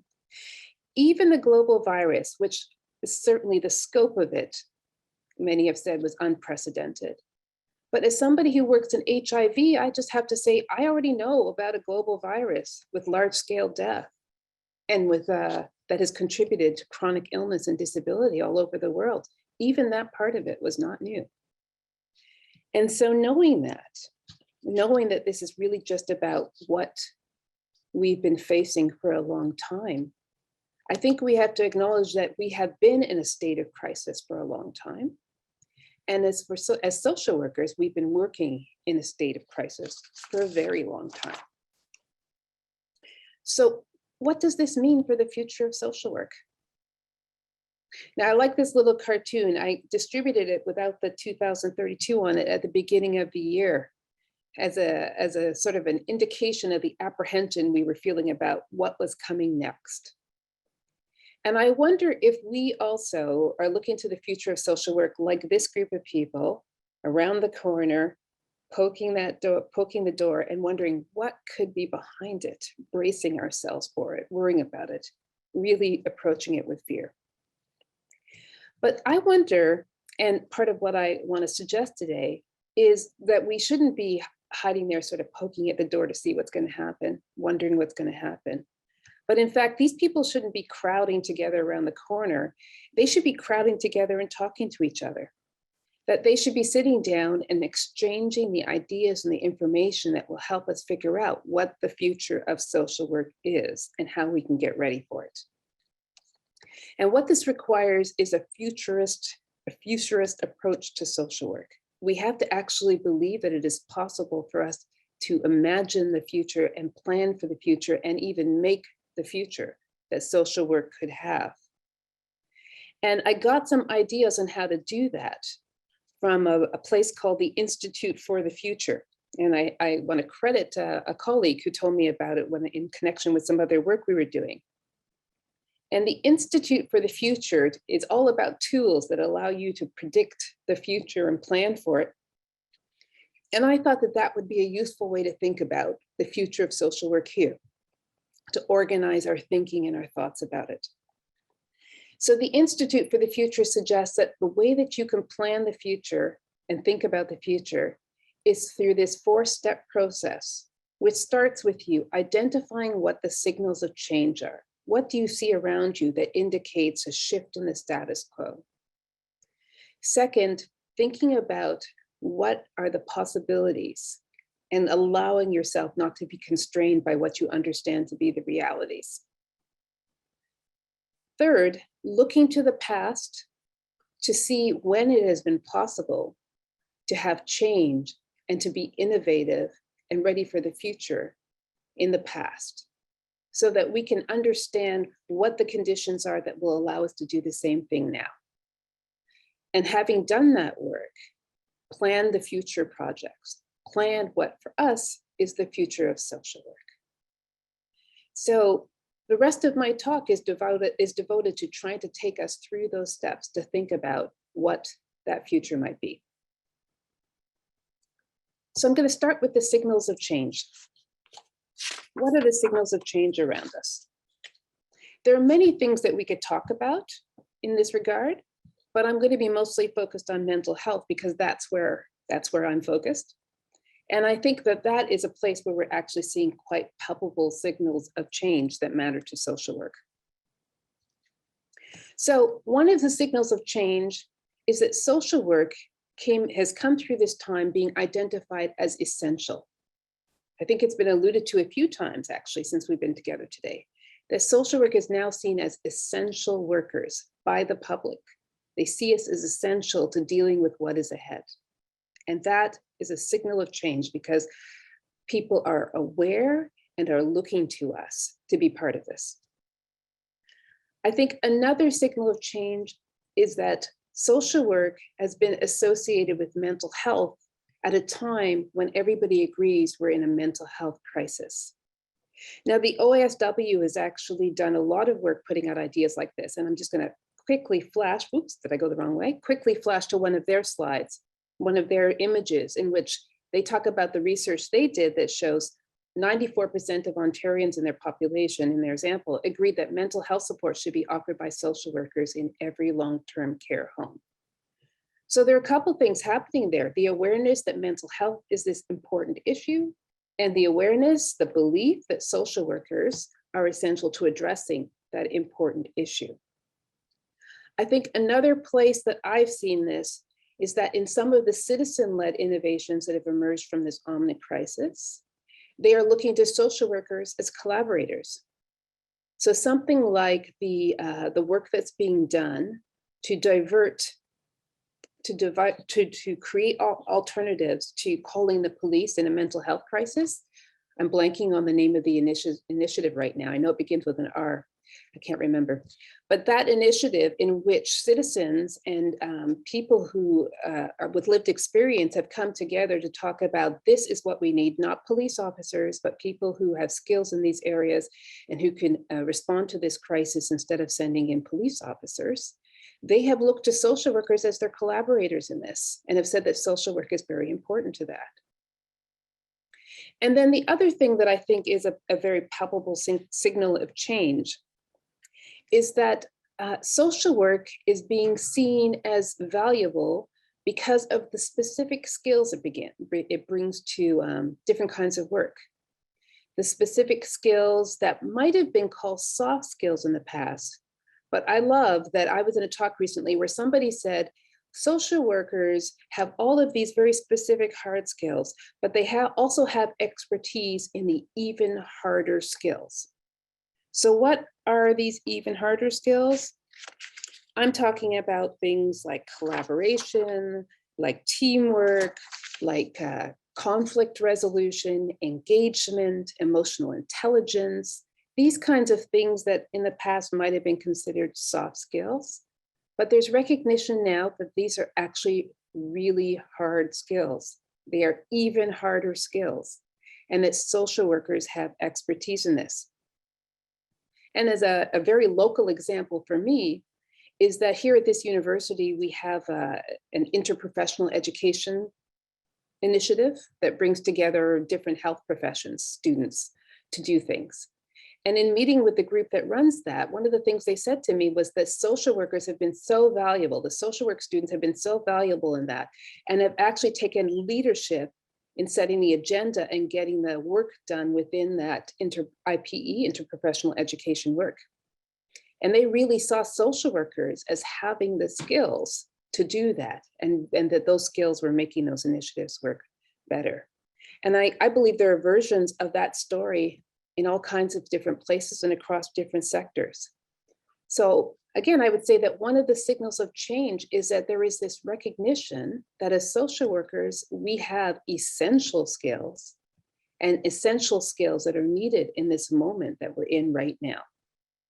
And so that's a signal we need to pay attention to when we're thinking about the future of social work.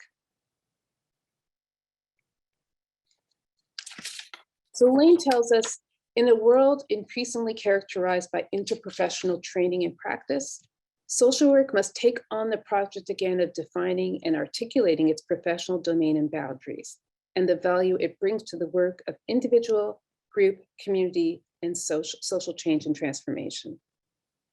And I think that the message here is that one of the tasks we need to do to see the future of social work is to get very clear about what we are and do as social workers, what that domain is, what that expertise is, and why it is important and useful in the things that are ahead for us. And I think that this is signaling that these changes, this is the moment now to articulate these definitions and boundaries so that we are ready for that future. The second step that the futurists point us to is seeing beyond constraints and identifying new possibilities. And this one can be hard, I know, because the seeing beyond constraints, especially since I think social workers are often placed in environments where other people may definitely have control over what is possible and what is not possible. And then we're also involved in and implicated in all these policies and systems that do the same thing, and make some things possible, make some things not so possible. So we're very aware of the constraints. But then at the same time, it's hard to imagine a future if you only stay within those constraints, if you only stay with what you know to be the reality of the moment. And finding our future requires identifying what the new possibilities might be. So some of the things that you want to think about, or we want to think about, is what kind of research and inquiry we would be doing and should be doing that would identify those new possibilities and those new issues that we need to address. And how are we engaging with communities as practitioners, as researchers, as educators to understand what those are, and also what is happening in those spaces that points to different types of possibility for us. One of the ways that I saw that in a very specifically over the last year or so, well, and I think we all saw this actually, is that we probably were we were in a place where we assumed that social work services were delivered in a particular way, right? We have people come to our agencies, we have people come to hospitals, we have people come, or we go to people in their homes and these kinds of things. And then this pandemic came through and that was all taken away. We weren't able to do it the way that we were used to doing it. Traditional social work, traditional ways of doing social work were no longer available to us. And so we very quickly moved into alternatives. And in some cases, of course, this was just like trying to find the best way through in order to maintain our very important commitments to meeting the needs of our clients. But also it was a space of incredible innovation. And in my own faculty, I saw that a faculty member, Lin Fang, who was concerned about, who was thinking, what can I do? I guess asking the same kinds of questions I was asking, what is the social work that's needed right now? Came up with a plan of developing a clinic that delivered online services and doing that in collaboration with community services so that people who were dealing with the incredible stresses of the time and also dealing with what we already knew was the problem of not being able to access mental health care and mental health supports in a timely manner would have an option. And this turned out to be a very successful initiative. And I'm aware of another example still within our faculty of somebody who was doing a research project that took short-term counseling out to, again, online counseling, out to racial minority LGBTQ people in the Toronto area to deal with issues of anxiety and depression in the midst of the pandemic. And another very successful endeavor. And I suppose if we had just stayed within our constraints, we might not have seen those new possibilities, or might have been still stuck in a place where we thought, well, that's not going to be real social work or good enough social work. But instead, people saw beyond those constraints and identified new possibilities. And so that, again, is how we start to see the future of social work. If we let go of some of these ideas we have about what the constraints are, what becomes possible? And in this paper, Neeson and Shayad are saying to us, social work needs to expand our ability to be attentive to and active in observing how traditional practice environments are changing, and how, for this person, climate justice, tech justice, racism, and other forms of injustice continue to evolve and present new challenges. So this points us in two directions. One direction is towards what's actually happening in our practice, what we as social workers are doing and inventing when we are ready to think about new possibilities. It also points us in the direction of seeing what is happening around us in social environments, in institutional environments, in global environments that are going to identify what is coming next, what the issues are. And I would add to that what is being organized on the ground by communities themselves to deal with the issues that are in front of them. Because that is what is going to point us towards the future social work that we need to do. And then in this next step, we are asked to leverage hindsight and discover patterns of innovation and disruption. So it means that, the future is of course built on the past. And that's true in the sense that it becomes the pathway that leads us to the future. But in the past are also the stories of what was going on, what were the conditions that were necessary that allowed great innovation and change to happen? What disrupted social work and pointed us towards a future that we might not have actually envisioned before? So questions, what were the past pivot points for social work? What were the conditions in which that type of innovation flourished? How can we become less reactive and more proactive as we're moving forward? And in the grand scheme, thinking about so many of the problems that we deal with as social workers, how do we shift the balance so that in addition to the intervention work we're doing, we're also doing the prevention work? Now, one of the things that I think about when I try to think about what do I look back and see that points to patterns of innovation is the rise of private practice and social enterprise and social work. I know that, increasingly I've seen that, first of all, social workers are doing work in communities like that. And we even heard about that today. One of your award winners is doing very innovative work in the London area and doing that outside of the usual system and organizational spaces. And it sounds like it's been amazing work. My view as somebody at a university was that I saw people who were graduating from our programs and in what felt like a very short period going into private practice. And I was aware that I had trepidation about that I was worried about whether people were ready to take that on. And I was also worried about what it meant for the profession, because in my mind, in my constraints, I thought of social work as something that you did in communities and something that you did in organizations and institutions, because these were the sites that needed to be transformed and activated. And to me, private practice felt like something that was not part of that work. And I'll acknowledge I was conservative in my thinking in that way. So then when I saw that our recent grads were doing this, like I said, I felt some trepidation about it.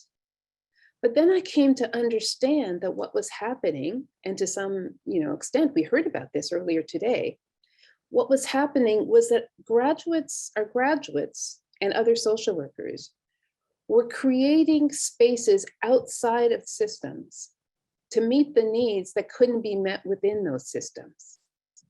And I saw that this was particularly true with our graduates who were identifying as Black and Indigenous, and who felt that the system was so broken, so locked into a space in which the people of their communities were not safe, that they had to create things outside of that system. And that required the establishing of these types of private practice, social entrepreneurial, independent entities in which they could do the kind of practice, social work advocacy, community work that they knew that their communities needed.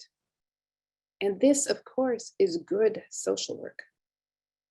And I see this as a major transformation that's happening for us now in social work.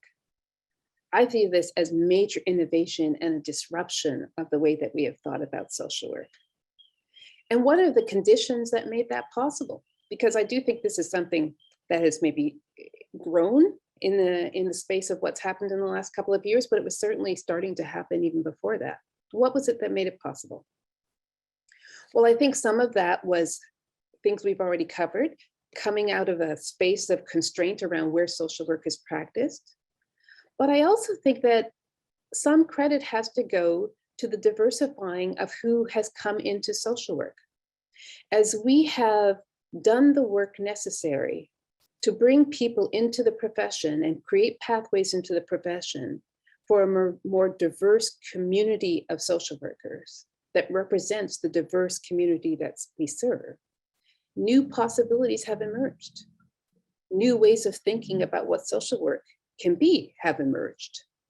And I think that this type of holistic, community-based, independent social work practice is an example of the kind of innovation and disruption that can happen when you change who's in the building, who's in the profession talking about these things. And I think that there are all kinds of other innovations and disruptions that will happen because of what we're doing as a profession to bring new ideas and new perspectives into the field, which is not just bringing in new social workers, but is also working more effectively and collaboratively with the people, with the communities that in the past we've only seen as recipients of social work services, and maybe not so much as providers of social work services or as partners in the provision of social work services. And other places are catching up with that way of thinking. So I have seen funding now that comes that is actually directed at the community to meet this need for communities, to meet this possibility for communities to actually take control and ownership and sovereignty over dealing with the issues that are affecting them. And there's a lot of opportunity, I believe, for social work to be collaborators in that work. And as we diversify the profession, the social workers who would be part of that work will also be people who are in those communities. And so Tan is pointing us to us living in a world of disruption with drastic changes unprecedented in human history. I'm going to confess, I get tired of that word unprecedented, but we are living in a time of disruption. I'm sure we can all agree about that. So in this time of disruption, social work must become a disruptive force to change toward an environmentally friendly and more inclusive society. That's what Tan's pointing to. I stay with the part where social work must become a disruptive force, that we have to see as part of our work, disrupting not just what's happening around us, but disrupting what we do as a profession and changing our view about what that's going to be. And what's going to be important to that I think Tan is saying, is also the values and ethics and commitments that we have always had as social workers. And that is what underlies any disruption that we're doing. So it's a big project. And before we go into that project and move into the future of social work, I think we also have to think about the future and sustainability of social workers. So let's talk about how we're being sustained as social workers. You know, some of the things that we heard today from the people who were receiving awards is about their incredible commitment to the causes that are social work. And certainly in speaking about Marian Bogo, as others have said, her incredible commitment to social work and to the work that we do as social workers is something that we all knew and felt whenever we were with her. And the people who choose social work are people who are motivated by commitments and values, right? We are people who have chosen this work because we want to make some kind of meaningful change in our communities. We are people who talk about our dedication. We are people who, I want to say work tirelessly, but we get tired. We work long to achieve the things that we believe need to be achieved and to address the needs that we know need to be addressed. And I think that we are drawn together as people into this profession because we want to be people who feel similarly. And that's really been put to the test in the last few years. We know that across professions, there's talk of the people leaving because they're just so incredibly exhausted by this omni crisis and everything that came with it. And I know colleagues that have left social work because it's been too much.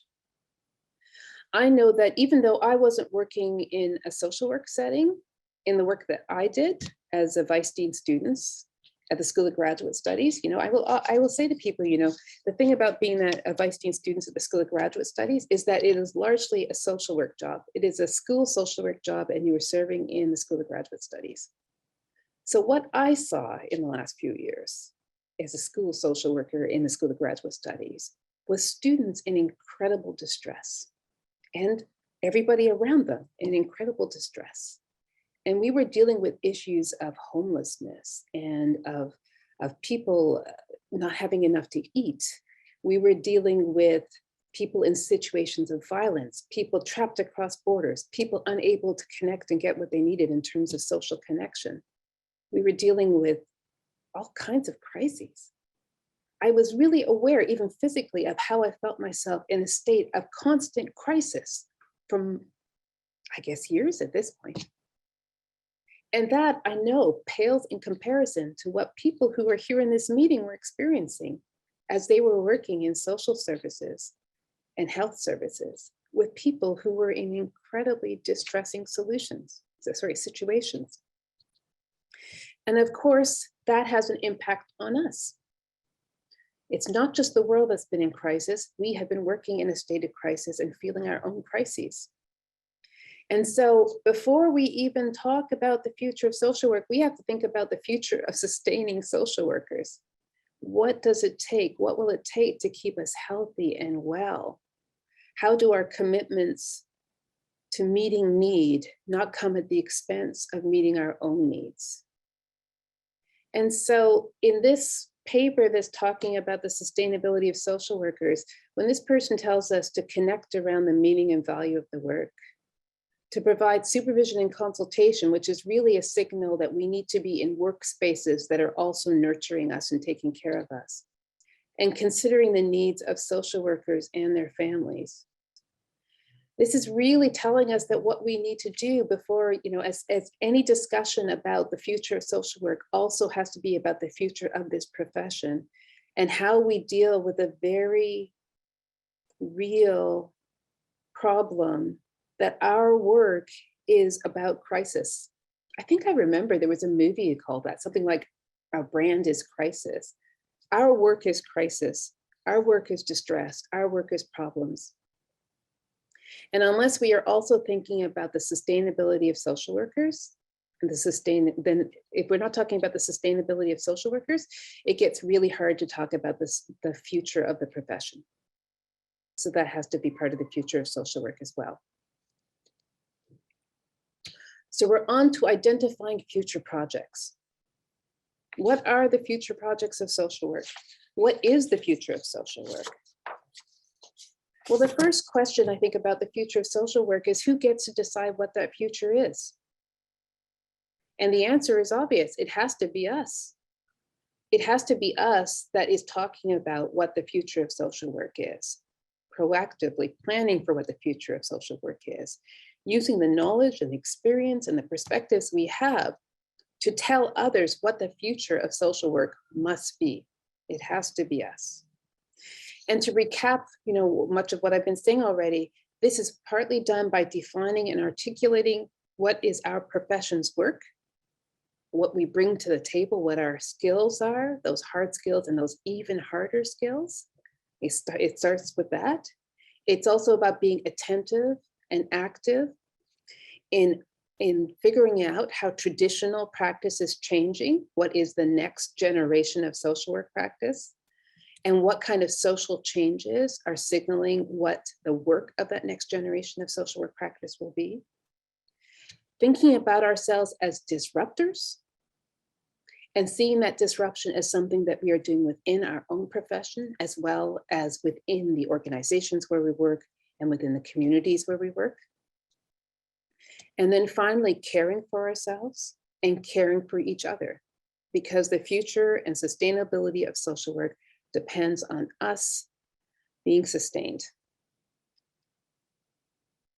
So I know that we are prepared for the future of social work and prepared for the future because we are a single profession with the scope of individual and interpersonal, social and community, and policy and activism.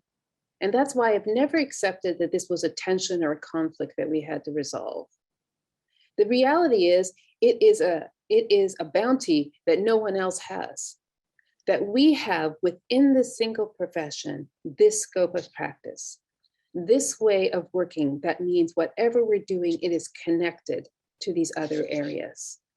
And this is unique to us and has us uniquely positioned for the future, in the future of defining what our social work is. I also believe we're prepared because we have this historical grounding in values and commitments to social justice. It's been exciting, I think, to see that one of the things that has come out of this time of incredible disruption and trauma is that other professions, other disciplines, other organizations are stepping forward and saying, we need to have an agenda around equity, diversity, and inclusion. It's become so ubiquitous that we don't even have to say all the words now. We talk about EDI and DEI, and everybody knows what we're talking about, and everybody's working on it. And I think that's amazing. It's a great moment. And what I hope is that it's going to be a moment that we remember as not just defining EDI statements, but EDI strategies. But the thing is, we've been in this space for a very long time. This has been part of the foundation of social work since its inception. And I think that that means we are exceptionally prepared for a future in which EDI matters everywhere, that we have the experience, we have the expertise, and we have the willingness to take that into spaces that aren't just social work. So this is another thing that means we are very well prepared for the future. And the other thing that prepares us for the future is that we have a mission and have always had a mission to address the most compelling challenges in our society. And this is a moment when people have their eyes on the most compelling challenges in our society. And so again, we are ready to act on this. It is our work to act on this. And as I will often say to people, that is what social workers do. So we're here to do it. So the future of social work rests on this foundation and rests on our preparation for these times that we're in, and our ability to seize a moment in which other people are also prepared to collaborate with us in this work. So in terms of the social work that's needed right now, I believe that the key to that is it is social work that is grounded in our solidarity, our cooperation, our cohesion, our collaboration, our connection, and our singleness of purpose as social workers. And that's not the same as saying that we're all going to agree on everything. But what it is saying is that together, we are an incredibly powerful force. When I hear that there are 8,000 social workers in the OASW right now, registered in the OASW, I feel powerful. I feel like there are amazing things we can do with 8,000 social workers and with the other thousands of social workers in this province that are also part of who we are. If every social worker in this city, in this province, in this country, in this world, were to stand together, what would we be able to achieve? If every social worker in this city, in this province, in this country, in this world, were to stand together and hold hands with each other and uphold each other, what would we be able to achieve? And what would we be able to do? How would we be able to sustain ourselves as people who have committed themselves to doing this incredibly difficult and important work? What would we be able to do if we were all standing together with the singleness of purpose that has always defined who we are as social workers, which is social justice? I think that's where the future of social work is. I think the social work that is needed now is social work that has us standing together and working together on our shared issues, using our shared values, our shared ethics, our shared commitments. And I believe that that is the moment we are in. When I hear, I heard earlier from DP or I heard it earlier today, that the enrollment in the OASW had gone up during the pandemic. I believe that we know that this is what we need. We need to be together. We need to be together and working on things together. And so that's where I really see the future of social work. So that's where I am ending. I am happy to take answers. I hope questions and answers. And I hope that you have found some inspiration in what we've discussed today, because in many ways, I feel like we just need to create the space and the time to reflect on what we've been through and what we are doing, and we will find our way to the future.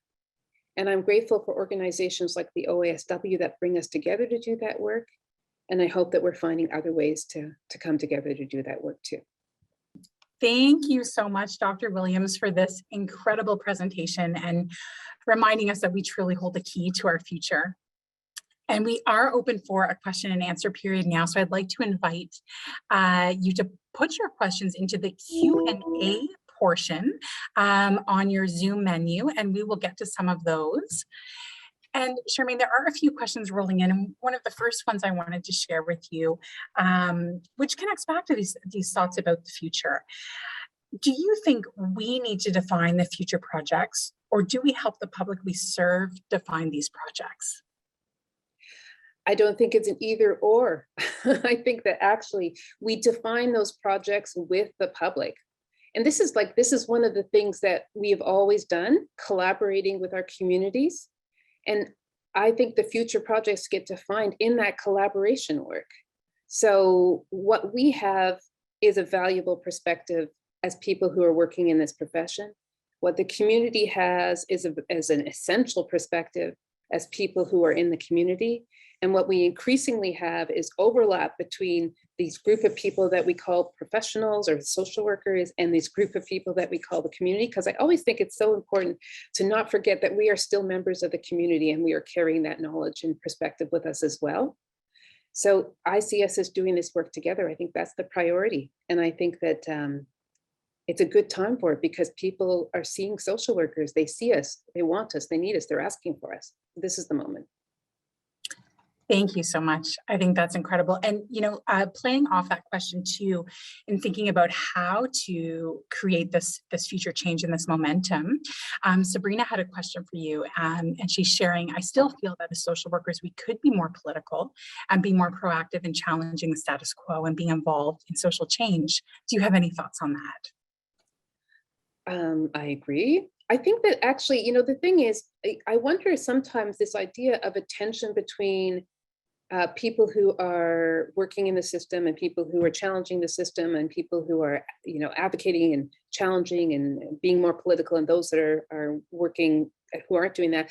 I've often wondered if the problem is that we are thinking that we all have to do everything and aren't recognizing the richness that we have in that we have people that are doing this within the profession. Like if we're thinking about ourselves as a whole profession, then I am excited about my colleagues that are doing political work and happy to lend my efforts in the way that supports that work. And I hope my colleagues who are doing the political work are happy about the work that somebody like me might be doing in services or in a great community setting that is reaching people in the community and eager to collaborate with me in bringing their issues into their political activism. Like this is what I see as our tremendous advantage as a profession. And the more that we're collaborating with each other and talking to each other and thinking collectively about what we need to do, the more we're able to leverage that advantage. Absolutely. And as someone who works for the association as a senior policy advisor, I have the utmost respect for all social workers who are doing this work in the front line. And, the work we're able to do with government is just one other part of that. So absolutely, there are many of us in diverse spots doing the work. So it's just a great reminder of that as well. A few more questions here, and two that more or less build off one another. Question from Nigel. Dr. Williams, can you please give us an idea of what this social disruption looks like in real time and everyday life while still being able to make a living and to support a family?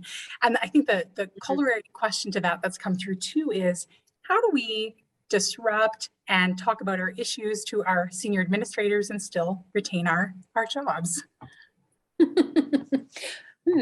Okay, so let me think of that, because I think I was thinking, so there's social disruption that I guess I was thinking about in terms of like what we're doing out in the community with our in terms of like protest and political action and things like that. But I appreciate this being brought into the very specific scope of my workplace. So I'm in a workplace. I believe that it needs to be disrupted, right? And how do I do that while still maintaining the roof over my head and food on my table? It's a good question. And I think that if I think about my own career, so I'm a lot of what has driven me to take on some of the work and the projects I've done is because I saw those as the opportunities to introduce some disruption into the system. So it is within, and I have to, and I'll start by acknowledging, different environments can be, there's a range in terms of their openness or closeness to this type of thing. I of course have to acknowledge that. And I would always say to people, you should calculate your risks, because sometimes it's about waiting for your moment and seizing that moment when it comes. And other times it's about what I'm saying, which is getting into a place where you get to set the agenda and start that disruption, right? So I think that it's, depending on the different places you are in terms of whether you're in a place where you can actually lead and set an agenda of disruption, or you're not in that place, the work is to find people who are like-minded, who are your allies in this work, to start the conversations and get into the conversations where there is the possibility of disruption, to think about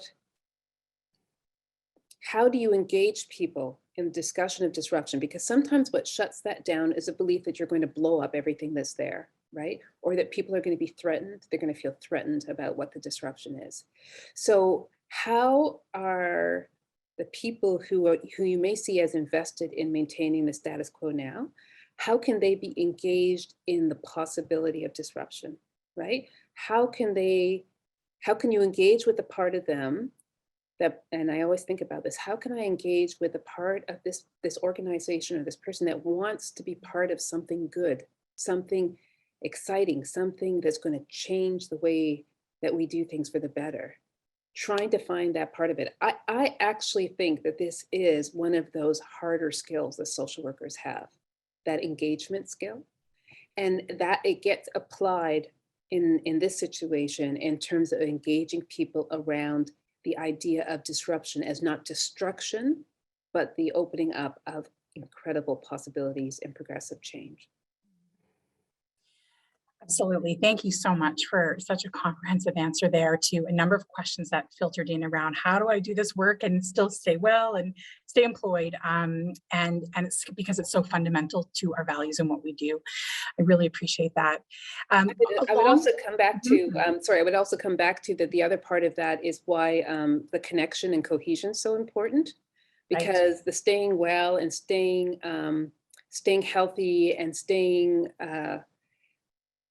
in your values and the goals you're trying to achieve can't happen if you're isolated. It really depends on us being with each other in this work and sharing the successes and the strategies from other places with each other.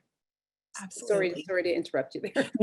No, I think that's a great piece of advice for us all. And I think that's one reason why we have seen our membership grow here as well. I think everyone is coming together. There's such a sense and almost urgency around the need to sort of come back around the circle together to support one another in our work. We do have another question from Susan, which sort of is along the same lines of the discussion we've been having. And she's asking, as a social worker, do you see a difference between advocacy and activism and where we land in this work?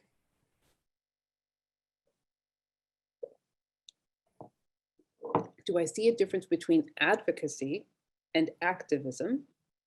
And where do we land in this work? Yeah. As a profession? I mean, I would think that we'd have both advocates and activists, right? It's a blurry line because, I mean, the thing about advocacy is there's sort of this idea that you're, okay, so my definition, my understanding, there's sort of this idea that you are representing the interests of other people or issues that affect other people, I think. And activism, I can feel myself wanting to pull out a dictionary and literally look at the terms.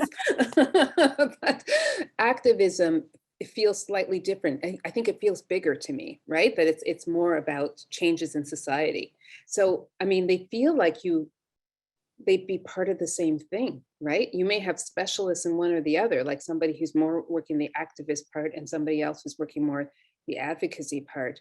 But I mean, I think they draw on the same things. They draw on the same knowledge. They draw on the same values. They draw on, even thinking as a researcher, it draws on the same knowledge of people's narratives and the same knowledge of the statistics in terms of putting forward a cause.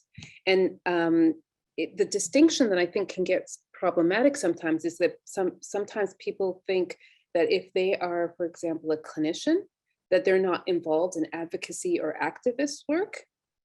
And so we have to think about capital A advocacy and activism, and then small letter A advocacy and activism, and how the work that we do, and I guess I'm sort of focusing here because I worked as a clinician, the work that we do as clinicians, as people working in direct practices and services, necessarily includes advocacy and activism. And it may just be, maybe it's in your institution, or maybe it's about building capacity with your clients to go out and do the advocacy, the activism that they want to do, or to advocate for themselves in other situations. But we're all in the business of advocacy and activism. And I'm not sure how useful it is to actually make distinctions between them. They're definitely, I think I see them as a yin and yang maybe. And I see all of us involved in the work. Right. Thank you for that response. One question I think we have time for one more question, just to sort of loop us back to where you left us at the end of your presentation. And that's that the future of our profession is so inextricably linked to those incredible individuals who are coming up and joining the profession right now. Just wanted to get your thoughts around, as an existing social work community, how might we best support and collaborate and ally with those innovative thinkers, those thoughtful disruptors, those folks who are joining our communities of practice now? Well, I think it partly starts with, and I say this as somebody who's in a school of social work, it partly starts with shifting our thinking about what is the important and necessary knowledge to do social work, right? So if we are a profession that sees the work of community-based activists, artists, poets, if we see this work as also part of what we need to be able to advance social change and social justice, then we will be connecting with the people we need to connect with. And I don't assume, like, there's, one of the things that I found, especially as we've been doing our own work at our faculty around creating pathways for Black and Indigenous and other underrepresented students, is that part of what that required us to do was to think about what is a pathway into social work and what is already happening. What are people already doing that is showing their leadership and their engagement with social work issues, but isn't called social work, isn't recognized as such, right? Like, I think, for example, that this is one of the barriers to having more men in the profession, that there are men out there doing amazing work in communities, but it's, nobody thinks of it as social work or as preparation for social work, right? So one path may be to start shifting our way of thinking about what is traditional social work practice or traditional social work preparation that would bring such people into the profession and transform us in exciting ways. Another way is to think about how we work with people who are doing that exciting work, how we are looking to them for the future projects, the future issues, and collaborating with them about how to work with them as artists or whatever it is that to do that work that I see as the other path for making those changes in social work.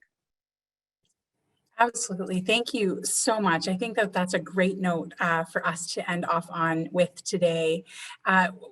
We can't thank you enough for all of the knowledge you shared with us, the critical questions you planted for us to consider. And again, just reminding us that we're in control of our destiny. We're in control of the future. And the best way to do that is together. So thank you very much, Dr. Williams, for joining us today. And I will invite our president, Dr. Peter Donahue, to join us back on screen. Dr. Williams, thank you once again for sharing your incredibly timely insights with us. You've left us all feeling inspired and energized about what is ahead for the profession. And thank you to everyone who joined us today for your commitment and support of the association. We look forward to continuing our work together to chart the course for the next chapter for our profession. Thank you everyone for being here, and have a great afternoon and great weekend ahead.